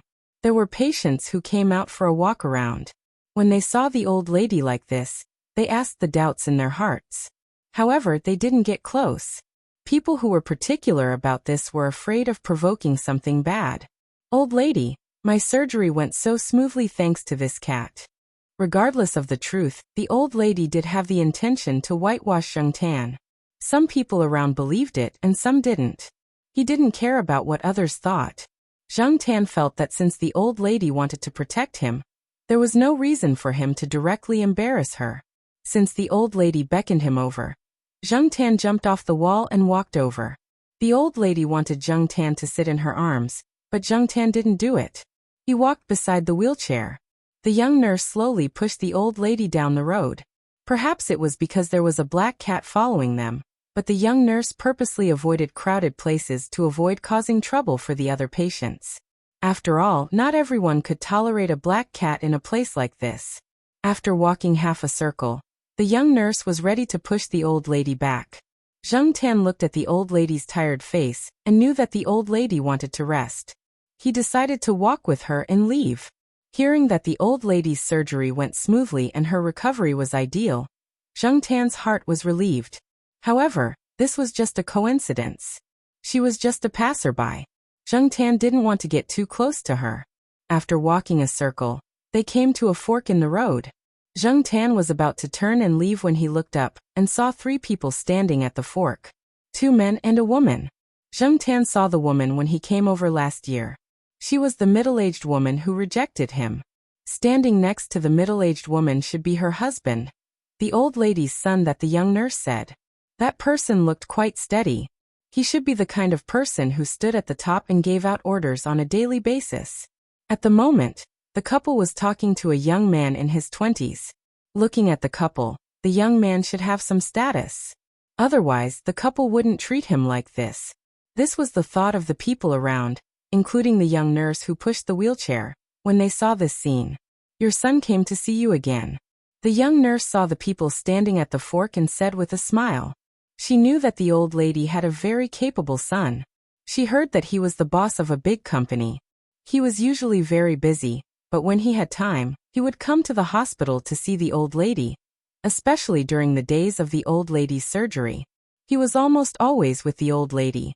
If it weren't for the old lady's insistence, this person would have sent more people to take care of her. Previously, he was prepared to arrange for the operation abroad, but the old lady refused. In general, he was a filial son. The old lady was also very satisfied with this son, and the smile on her face deepened. However, standing next to the wheelchair, Zheng Tan's heart was in turmoil. He just glanced at the couple and didn't pay attention to them anymore. His focus was on the young man. That young man, how to describe it, was dressed in a suit and leather shoes. His hair was meticulously combed, and he had put in a lot of thought into his clothes. When he spoke to the couple, his smile was appropriate, not humble, not ostentatious. At first glance, people would definitely think that this person must have been taught by a big family with a very good background. Even if he didn't have a big family background, he was a social elite with a high level of knowledge, quality, responsibility, goals, contributions, and achievements. However, this social elite that everyone thought was well-educated and polite, in Zheng Tan's eyes, was a high-level liar with godlike acting skills. That's right, This person was the fake rich second generation with wine-red hair that Zheng Tan had seen when he followed Air Mao to track down Senior Walnut. That time, this person's face had been beaten up, so he couldn't see clearly what he looked like. Thinking about the fake ID photo in Senior Walnut's hands, and comparing it to this person's appearance now, the difference between the two was too big. Zheng Tan looked carefully a few times. Although there was no evidence to prove that this person was the same red-haired person from last time, Zheng Tan felt that this was the same person. Sometimes, a change in temperament or a change in hairstyle could make a completely different person. However, Zheng Tan now knew that temperament could also be faked. And this person could change without any trace, using his acting skills to perfection. Zheng Tan couldn't help but sigh again. It was a pity that this person didn't go into acting. However, if this person was really a liar, could he have fooled the couple so easily? Judging from the young nurse pushing the wheelchair, Zheng Tan didn't think that the couple would believe people so easily. Just as he was thinking, Zheng Tan noticed a detail. Although the middle-aged woman didn't say much and just stood there listening to her husband talk to the young man in front of her, her eyes intentionally or unintentionally swept over the man's cufflinks. Most people wouldn't pay much attention to cufflinks, but men with a certain social status would pay attention to these small details. A small cufflink could be an obvious sign of a woman's good taste. Some people even said that in this era without aristocrats, cufflinks could make a yuppie man elegant. Zheng Tan used to be a rich second-generation heir, and he had made his way into some circles. He had attended many parties, and before one of the parties, he had heard from a playmate who was helping him pick out a dress about the cufflinks. It was because of this that Zheng Tan knew about some of the things that he usually did not pay attention to. Now the middle-aged woman's behavior reminded Zheng Tan of these details. Jiaopa often told Jiao Yuan that details determine success or failure. This high-level liar could be successful because he took care of these details to perfection. Looking at the swindler who was chatting with the couple, Zheng Tan was once again in awe of him. In this day and age, whether it was a street sweeper or a social elite, there were specializations in the field and development of other skills. Who would have thought that this person who was just a fake rich second generation before the new year would suddenly become a social elite? His appearance and temperament told people that he was very cultured and cultured. He was a high-class social elite who had received an excellent education. It was because he understood the other side that the contrast was so great. Zheng Tan squatted there and kept staring at the man. After the three of them finished talking, the social elite came over to greet the old lady. He also seemed to casually ask about the black cat that was squatting next to him. Knowing that the cat was just a coincidence, the man didn't ask any more questions. When he left, the social elite glanced at Zheng Tan again, and then walked to a building in the hospital, saying that he was going to get the medical report. Chapter 230. In fact, Zheng Tan had hesitated whether or not he should tell Senior Walnut, but in the end he gave up. Generally speaking, he didn't have any enmity with that high-level swindler. That person's actions on the mountain could actually be considered as helping him, since it didn't affect his own interests and didn't seem to be a threat to himself and Senior Walnut. Zheng Tan was too lazy to bother. In the following period of time, Zheng Tan didn't see that high-level swindler when he left the affiliated hospital. There were too many people who came to the affiliated hospital for treatment every day. After all, this was a real tertiary grade A hospital. There were so many people who came to see a doctor, or were already hospitalized here that Zheng Tan couldn't see them all. Even that old lady, it was rare for him to see her once in 3 times. It could only be said that he was lucky and coincidental to have met her before. As for that high-level swindler, as the days passed, Zheng Tan didn't think about him anymore. Zheng Tan was too lazy to pay too much attention to people and things that had nothing to do with his life. On this day, Zheng Tan once again came to a place he hadn't been to for a long time, the night building. The person who brought Zheng Tan here was Celestine, and the person with Celestine was his wife. It was rare to see Celestine bring his wife to a place like the night building. Although the night building was completely different from the other messy clubs, nightclubs and bars, Celestine's wife looked like an honest person. She was also the kind of girl who was well-behaved when she was a student. She rarely went out in the middle of the night, and basically never went to a nightclub or bar. Celestine's wife wasn't a particularly beautiful person. Her appearance could only be considered average, but she was very kind, virtuous, and took care of the family. When Celestine chatted with some friends before he got married, he said that marriage was for the sake of the future. Finally, he found such a suitable wife, and Celestine was quite satisfied with this wife. Looking at Celestine's current routine, it was clear that it wasn't as messy as before. He went to bed and woke up early, and it had been a long time since he came to the night building. The reason why he was here today was actually for a performance at the East Palace tonight. Tonight, the band performing at the East Palace was a foreign band. They combined traditional and old-fashioned blues with urban blues and formed their own style. They might not be famous among some young people in their teens or 20s, but in terms of international fame, they were much better than some of the so-called popular bands in China. Of course, there were many people who liked this band in China. Celestine's wife was one of them. It was not that Mrs. Wei liked blues music, but she had read a book written by the lead singer of this band. That was why she liked this band. This was also the main reason why Celestine, who had been upgraded to a good husband and rarely went out at night, brought his wife here. And about coming to the night building, Celestine finally remembered Zheng Tan. He drove his wife to Tsinghua University, picked up Zheng Tan, and went to the night building. Celestine brought his wife here. Zheng Tan certainly didn't want to be a third wheel. Besides, he had his own private room in the night building, so he didn't want to disturb the couple. However, Celestine was afraid that Zheng Tan would be bored alone. So he asked Zheng Tan if he wanted to find some friends to play with. Zheng Tan thought about it. He couldn't find animals now, but he could find people. Therefore, Ajin and the others, who were resting at home, got up after receiving the phone call. They had been busy these 2 days. They didn't have a performance in the night building, but they had other things to do.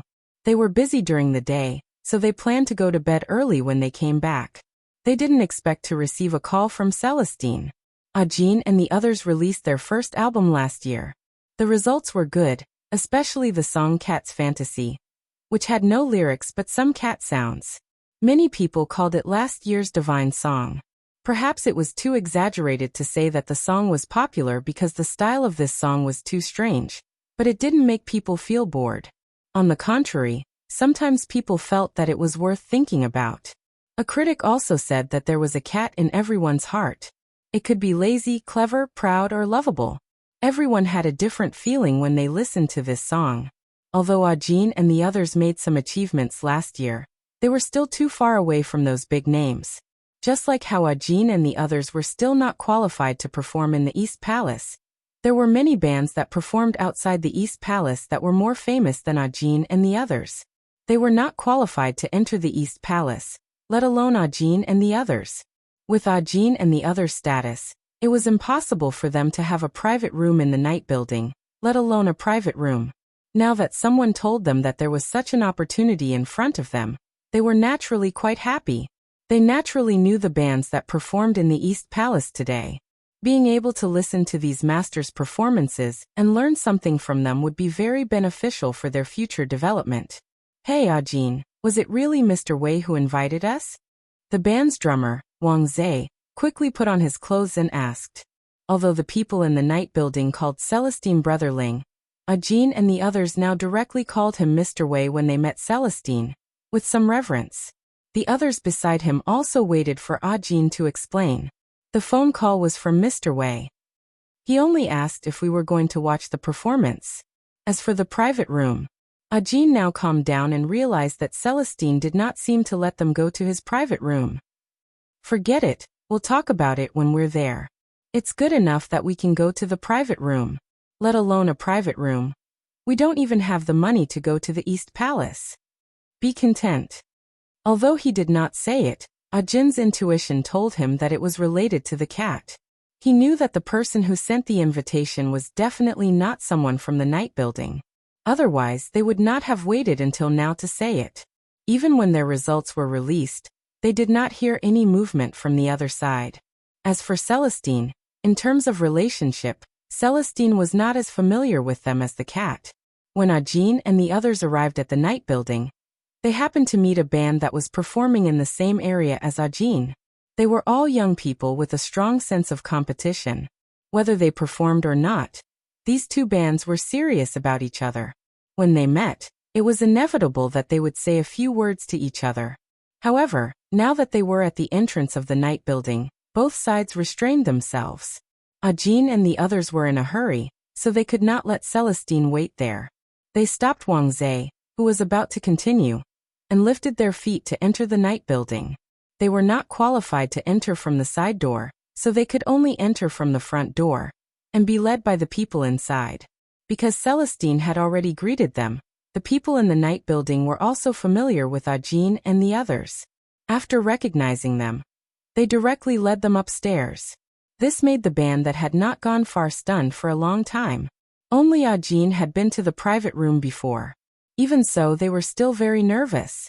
Even Wang Zhe, who was usually talkative, kept his mouth tightly shut, afraid that something would go wrong. The people in front led Ajin and the others forward. When they passed by Celestine's room, Ajin thought to himself, "Sure enough, it's not Celestine's private room." Just as he thought of this, Ajin saw the people in front of him raise their hand and knock on the door of the next room. Click. With a soft sound, the door opened.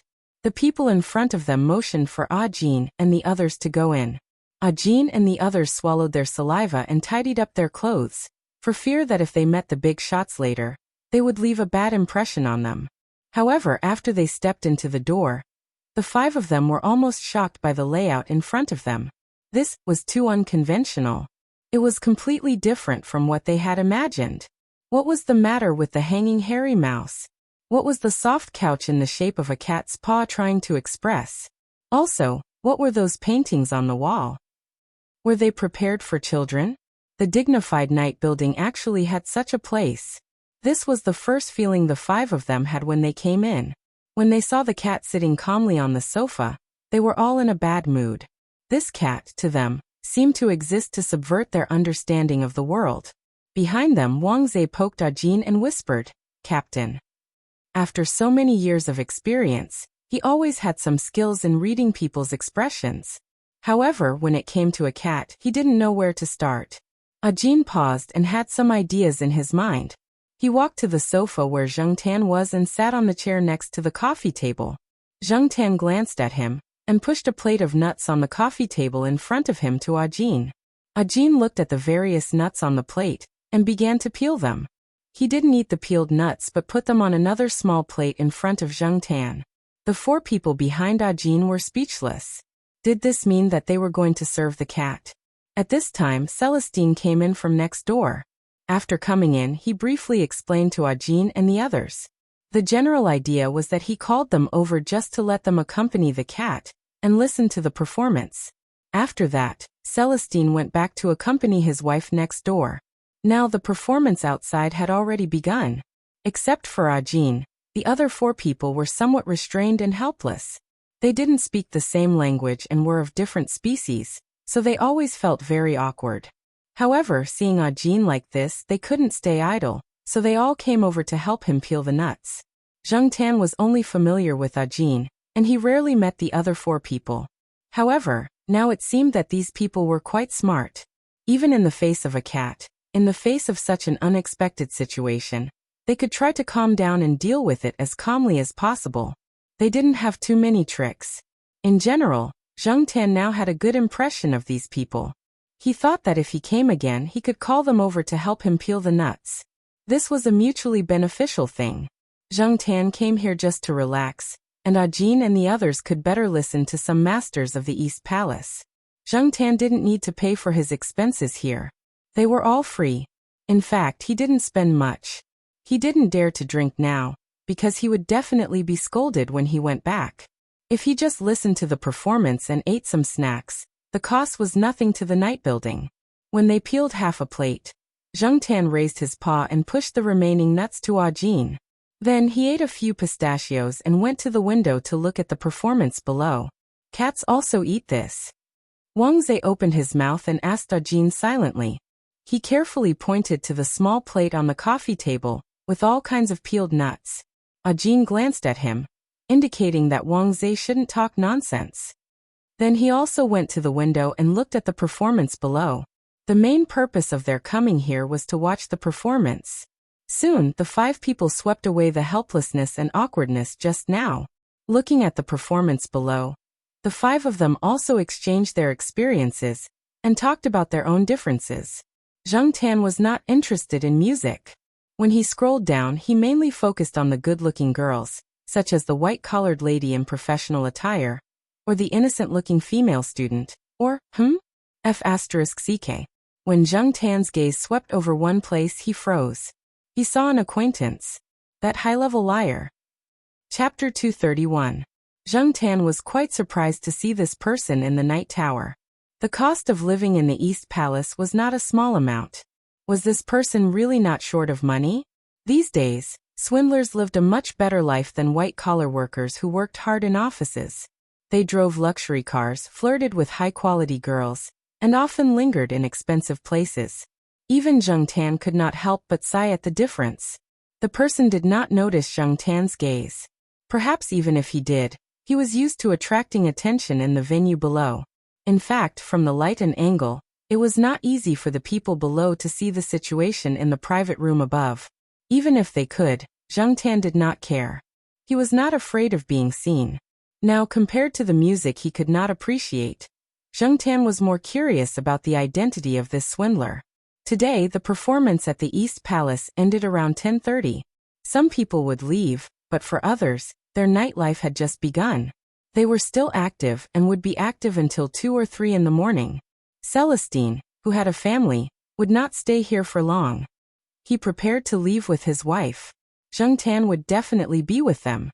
Otherwise, it would be difficult for him to go back. In the parking lot, when Celestine drove, he did not close the windows at first. After staying in the night tower for so long, he breathed in more air to clear his mind.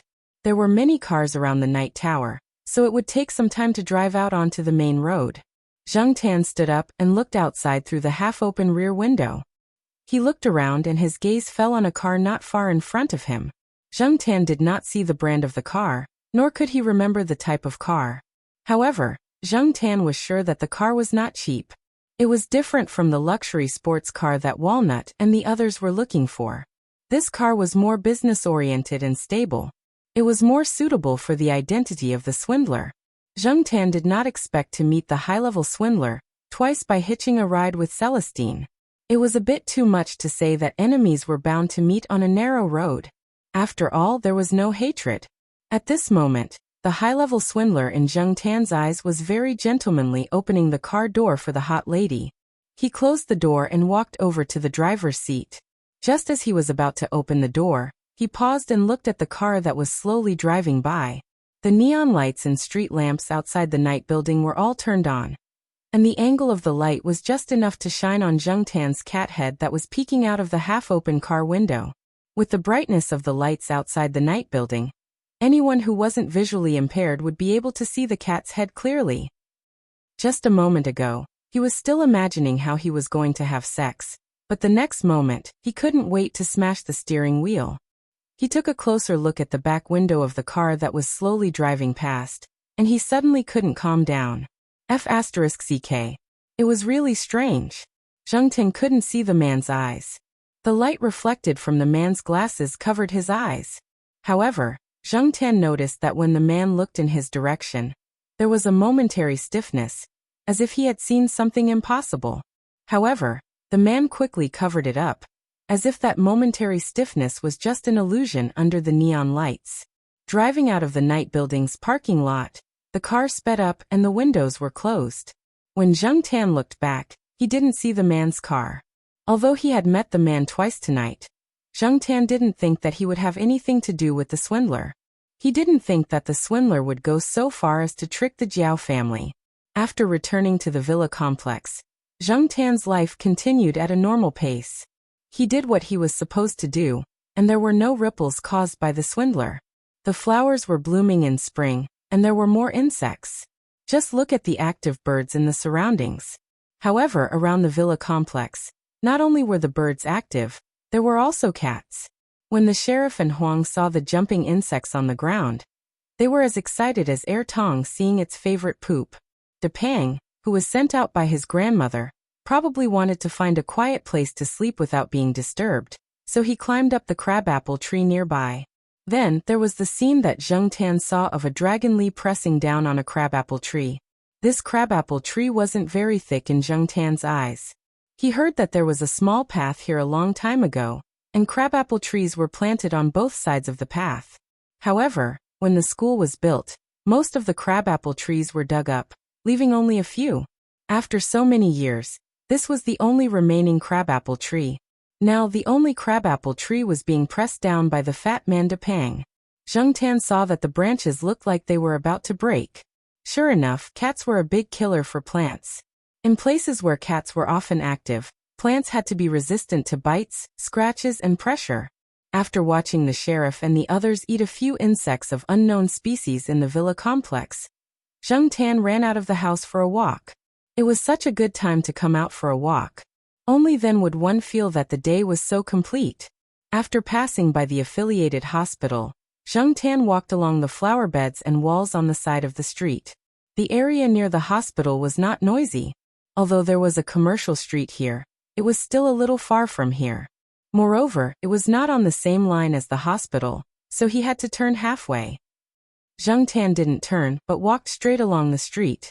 According to the map, he could see a lake in front of him. The lake was not small, and there were some developed properties around it. He had heard from Mao that his great-aunt lived in a house near the lake, but he didn't know which lake it was. After all, there were more than 2 or 3 lakes in Chuhua City. Zheng Tan didn't want to visit Mao's great-aunt. That old woman was too difficult to please, and he wasn't in the mood to visit her. After walking past a big hotel and some small shops around it, Zheng Tan saw a residential area marked on the map. Zheng Tan jumped onto a big sycamore tree by the side of the road to take a look. Part of the residential area was made up of small villas, while the other part was made up of tall elevators. He had heard that some teachers in Chuhua University had bought houses here. It was close to the university, and the environment was good. It was not noisy. Zheng Tan had once heard from the Jiaopa that he had the intention to buy a house here. One of his colleagues had bought a house here, but because of his job transfer, he had planned to sell it. The Jiaopa had gone over to check it out, but he felt that the neighbors there were not good, so he didn't buy it. However, Zheng Tan was glad that the Jiaopa didn't buy it. In comparison, he was actually more inclined to buy a house in the East District. To Zheng Tan, it didn't matter if the place was small or not. What was important was the place to play and playmates. After climbing over the wall on the side, Zheng Tan walked along some small paths inside. The greenery here was really good. No wonder the Jiaopa had taken a liking to this place. He had heard that the Jiaopa had invited an old professor who was in the field of landscape design to come here. A little Pekingese barked in its yard. When it saw Zheng Tan, it barked fiercely. Unfortunately, it couldn't come out. Zheng Tan ignored it and continued to look at the surrounding houses and layout with interest. This residential area had been built for a few years. The trees were lush with leaves. Zheng Tan even saw a few cats playing there. When they saw Zheng Tan, the cats didn't show too much hostility. At most, they were vigilant and curious. It seemed that they were surprised by the sudden appearance of this unfamiliar guy. They didn't show any hostility, and Zheng Tan didn't have the intention to fight for territory. They went their own ways. The residential area near the lake was built with high fences not far from the lake. Outside the fences was a road that could accommodate 2 cars at the same time. On the other side of the road was a green belt, and on the other side was the lake. There were all kinds of warning signs and fences by the lake. Many incidents of people falling into the lake had happened around this area. Coming out of the residential area, Zheng Tan walked along the road near the lake. He jumped onto a tree and looked around to identify the road ahead. Unexpectedly, Zheng Tan really found something that interested him. It was a car, a high-end car, and it looked quite familiar. Zheng Tan wasn't sure if it was the same car that he saw at the night building that day. He jumped down the tree and walked over the fence. The place where the car was parked was still the villa area. In fact, the villas in this area all looked similar. Except for the few that the owners had specially spent a lot of effort to decorate, there wasn't much difference. Zheng Tan looked at the house number of the villa and listened to the movements inside. There were voices in the house. There were 2 people talking. One was the liar in Zheng Tan's eyes. and the other was the old lady that Zheng Tan saw at the hospital. The atmosphere of the two people's conversation was quite relaxed. Zheng Tan heard the old lady laugh. It turned out that the old lady lived here. The door was closed, but the window next to it wasn't closed. Zheng Tan listened to the conversation from under the window. The general content seemed to be that because something had happened to a colleague in the company, the senior liar sent the colleague to the hospital for a checkup, and then sent her home. That colleague was a beauty, and this scene was coincidentally seen by the old lady who went out for a walk. When she saw that it was an acquaintance, she invited him to the house for a cup of tea. As they chatted, that person talked about his hard work history. Zheng Tan listened and got goosebumps. That person's image of himself was what people called other people's children. He was born poor, had a miserable life, had excellent grades, worked hard, had the courage to work hard, had the ability, entered a big company, was valued by the boss, and finally became a social elite. At the same time, he talked about the ups and downs of the process, which made the old lady look at him more kindly. Zheng Tan spat in his heart. What a load of bullshit. Who was the good-for-nothing that pretended to be a rich second generation on the mountain? That person didn't keep talking about his successful career. After his career, it was time to talk about his love history. He talked about the female colleague that was sent over today. The more Zheng Tan listened, the more he felt that something was wrong. This person was really good at making up stories. If he hadn't seen the other side, Zheng Tan would have been fooled like the old lady. Speaking of which, Zheng Tan was really curious. Did this person also pretend to be shy when making up stories? Could he be so thick-skinned and shy? After thinking about it, Zheng Tan jumped on the windowsill and looked inside. Needless to say, that person's smile was indeed a little shy. The old lady was amused and remembered the past. Back then, the old lady was about to tell the story of her past to encourage the young man in front of her. But she didn't expect that when she slightly tilted her head to look outside the window, she saw a black cat standing on the windowsill.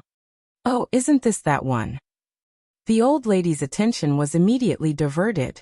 She called the housekeeper to see if there was any suitable food to feed the cat. A certain liar who was sitting on the sofa with a cup of tea in his hand couldn't help but twitch his face. Although he didn't show his surging emotions, he had already cursed the entire alpaca community in his heart. Num. Damn. Chapter 232. Under the old lady's invitation, Zheng Tan calmly stepped onto the sofa next to her and lay down. The nanny originally wanted to say something, but seeing that the old lady didn't mind, she didn't say anything. However, she thought to herself that she should go out to buy some flea medicine later. She heard that there were a lot of fleas on cats outside. She didn't know if the fleas would be brought in. Just in case, it was better to be more careful. Zheng Tan noticed that the nanny's attitude towards him wasn't very good, but she didn't have any bad intentions. At most, she was a little annoyed, which could be ignored. The nanny put a small bowl of warm fish soup on the small tea table next to the sofa. Zheng Tan sniffed it but didn't eat it. He wasn't hungry now, and when he was outside he wouldn't eat anything randomly. In fact, the most important thing was that there was half a fish head in the bowl. Zheng Tan didn't like fish heads. The nanny looked at the old lady and asked if she wanted to change the food. The old lady glanced at the cat on the sofa and waved her hand. Leave it there for now. After that, the old lady looked at the man again. I saw this cat when I was in the hospital. I feel that this cat and I are quite fated. I was wondering if it was a cat raised by someone nearby. I didn't expect to see it here. Although the man sitting on the other sofa smiled and listened to the old lady's words, he was roaring in his heart. He didn't feel that he had any fate with this cat. He just felt that he and the cat didn't get along well. Enemies were bound to meet on a narrow road. The old lady was still sighing about the coincidence and luck of meeting this cat at the hospital and at home. Now that she said this, he had to sigh even more. The man didn't doubt that this cat was the same one he met before the new year. He still had a good eyesight. After so many years, this was the first time he met such an evil cat. It was a few hours' drive from Chuhua City to the mountainous area. It was possible to meet this cat in the hospital when he came to Chuhua City. It was also possible to meet this cat when he went out at night to get high. Now, it was even possible to meet this cat when he came out to find a target to talk to. What should he say? What fate? The fate of cat poop. Look. The cat just squatted there, not barking or eating. It just looked at you, as if it was mocking you. Its eyes seemed to be saying, "Lie, why don't you King continue lying?" How could this not be depressing? Hey Xiao Gao, where were we just now? The old lady finally turned the topic back. Zheng Tan looked at little Gao. He remembered that the fake ID in Walnut's hands didn't have the surname Gao. Xiao Gao obviously also noticed the way the cat on the sofa 2 steps away was looking at him. Although the atmosphere and mood had changed, Xiao Gao was quite skillful.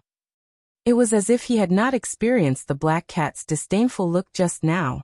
With a perfect smile, he maintained the same expression and tone as before and said, "You were just about to tell me your story." In this day and age, who wasn't thick-skinned and tough enough to deal with all kinds of unexpected situations? Oh yes, here we are. The old lady smoothed out the wrinkles on her clothes, took a deep breath, and seemed to be reminiscing. Xiao Gao gently put down the teacup, as if he was afraid to disturb the old lady's memories. He calmed down and prepared to listen to the old lady's story to confirm if this was the person he was looking for. This was his third suspect, and also the most likely one. If he could confirm it, this task could be completed smoothly. Just as the two of them began to build up their emotions again. Ding ding ding ding ding. The sound of the spoon stirring was heard, pulling the old lady's thoughts back from her memories. She looked up and saw that the black cat was standing up. One of its front paws was supporting itself on the armrest of the sofa, while the other paw was fiddling with the porcelain spoon in the bowl of fish soup on the small tea table next to it. The old lady didn't blame Zheng Tan. Instead, she smiled kindly and raised her hand to pat Zheng Tan's head. Zheng Tan dodged, but he didn't fiddle with the spoon again. He seemed to be very well behaved as he sat on the sofa. When the old lady started to talk about the past with Xiao Gao, Zheng Tan's side started to rumble again. Zheng Tan guessed that this person was probably trying to get some information from the old lady. Zheng Tan had a good impression of this old lady. On the contrary, when he saw this pretentious young man wearing a thick mask in front of him, Zheng Tan couldn't help but want to make things difficult for him. Obviously, Zheng Tan had succeeded in making things difficult for him. Even if Xiao Gao still maintained a nearly perfect expression on his face, he actually wanted to hold his chest and vomit blood. Many times opportunities didn't come so easily. They couldn't appear abrupt, and they couldn't make people wary. If they missed one, they would have to wait for who knows how long before they could find the next good opportunity. For Xiao Gao, this task, in his opinion, had progressed to this point without any difficulty. It was easy to get information, but he didn't expect that after the appearance of this cat, things wouldn't go so smoothly. F***ck, he was against the black cat, wasn't he?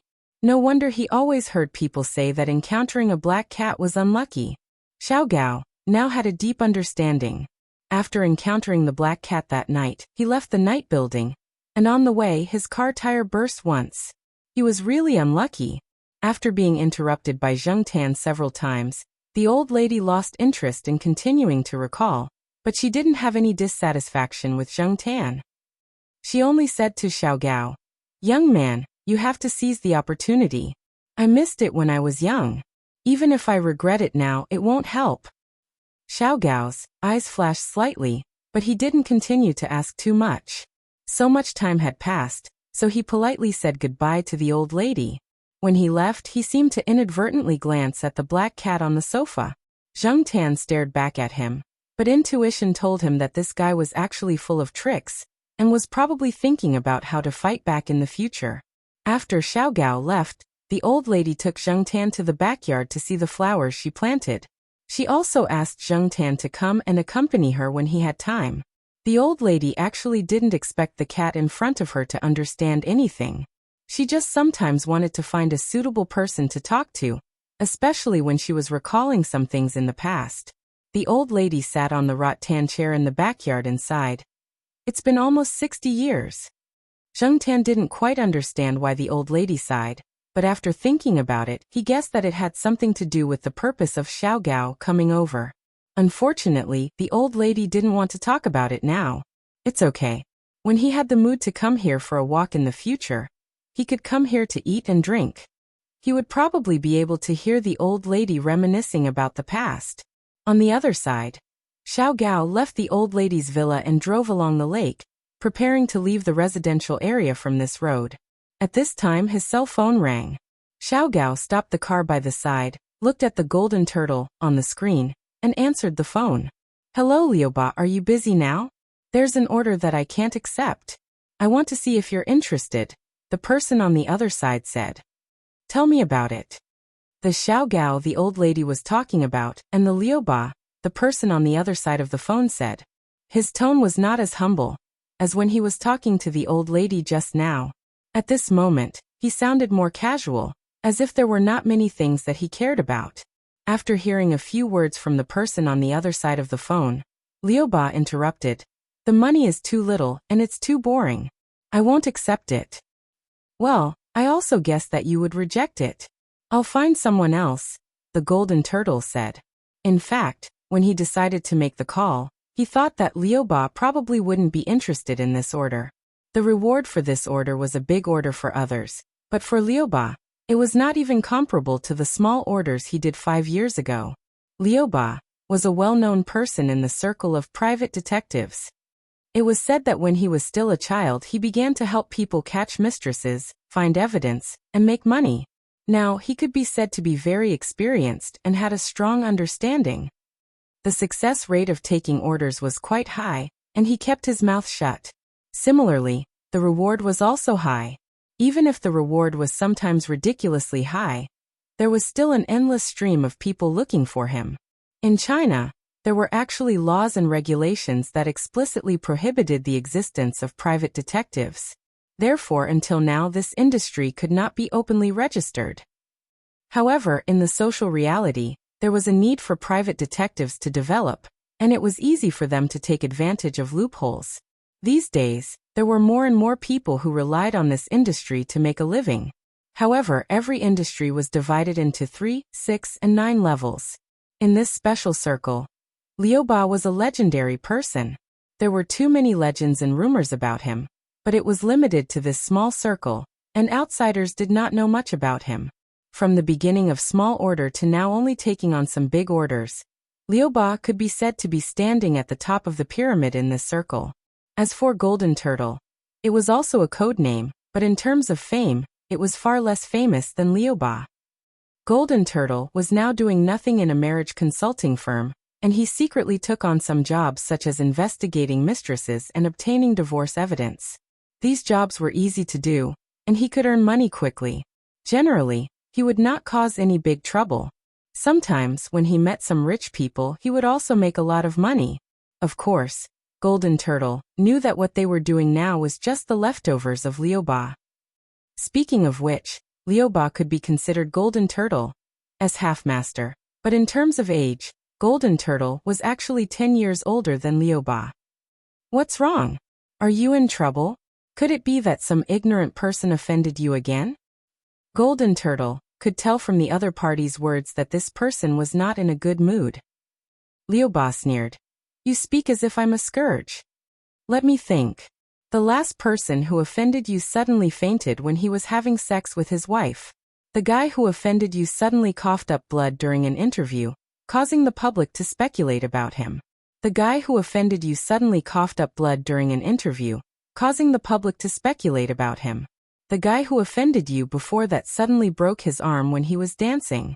I don't know if he's out of the hospital now. Sigh, this is only what I know. I believe and deeply believe that these people are only a small part of you. There are still a lot of people I don't know about. So I'm curious. Which unlucky person offended you this time? Liuba chewed gum and blew a bubble. When the bubble burst, she slowly said, a cat. What? I said, the one who caused me trouble this time was a cat.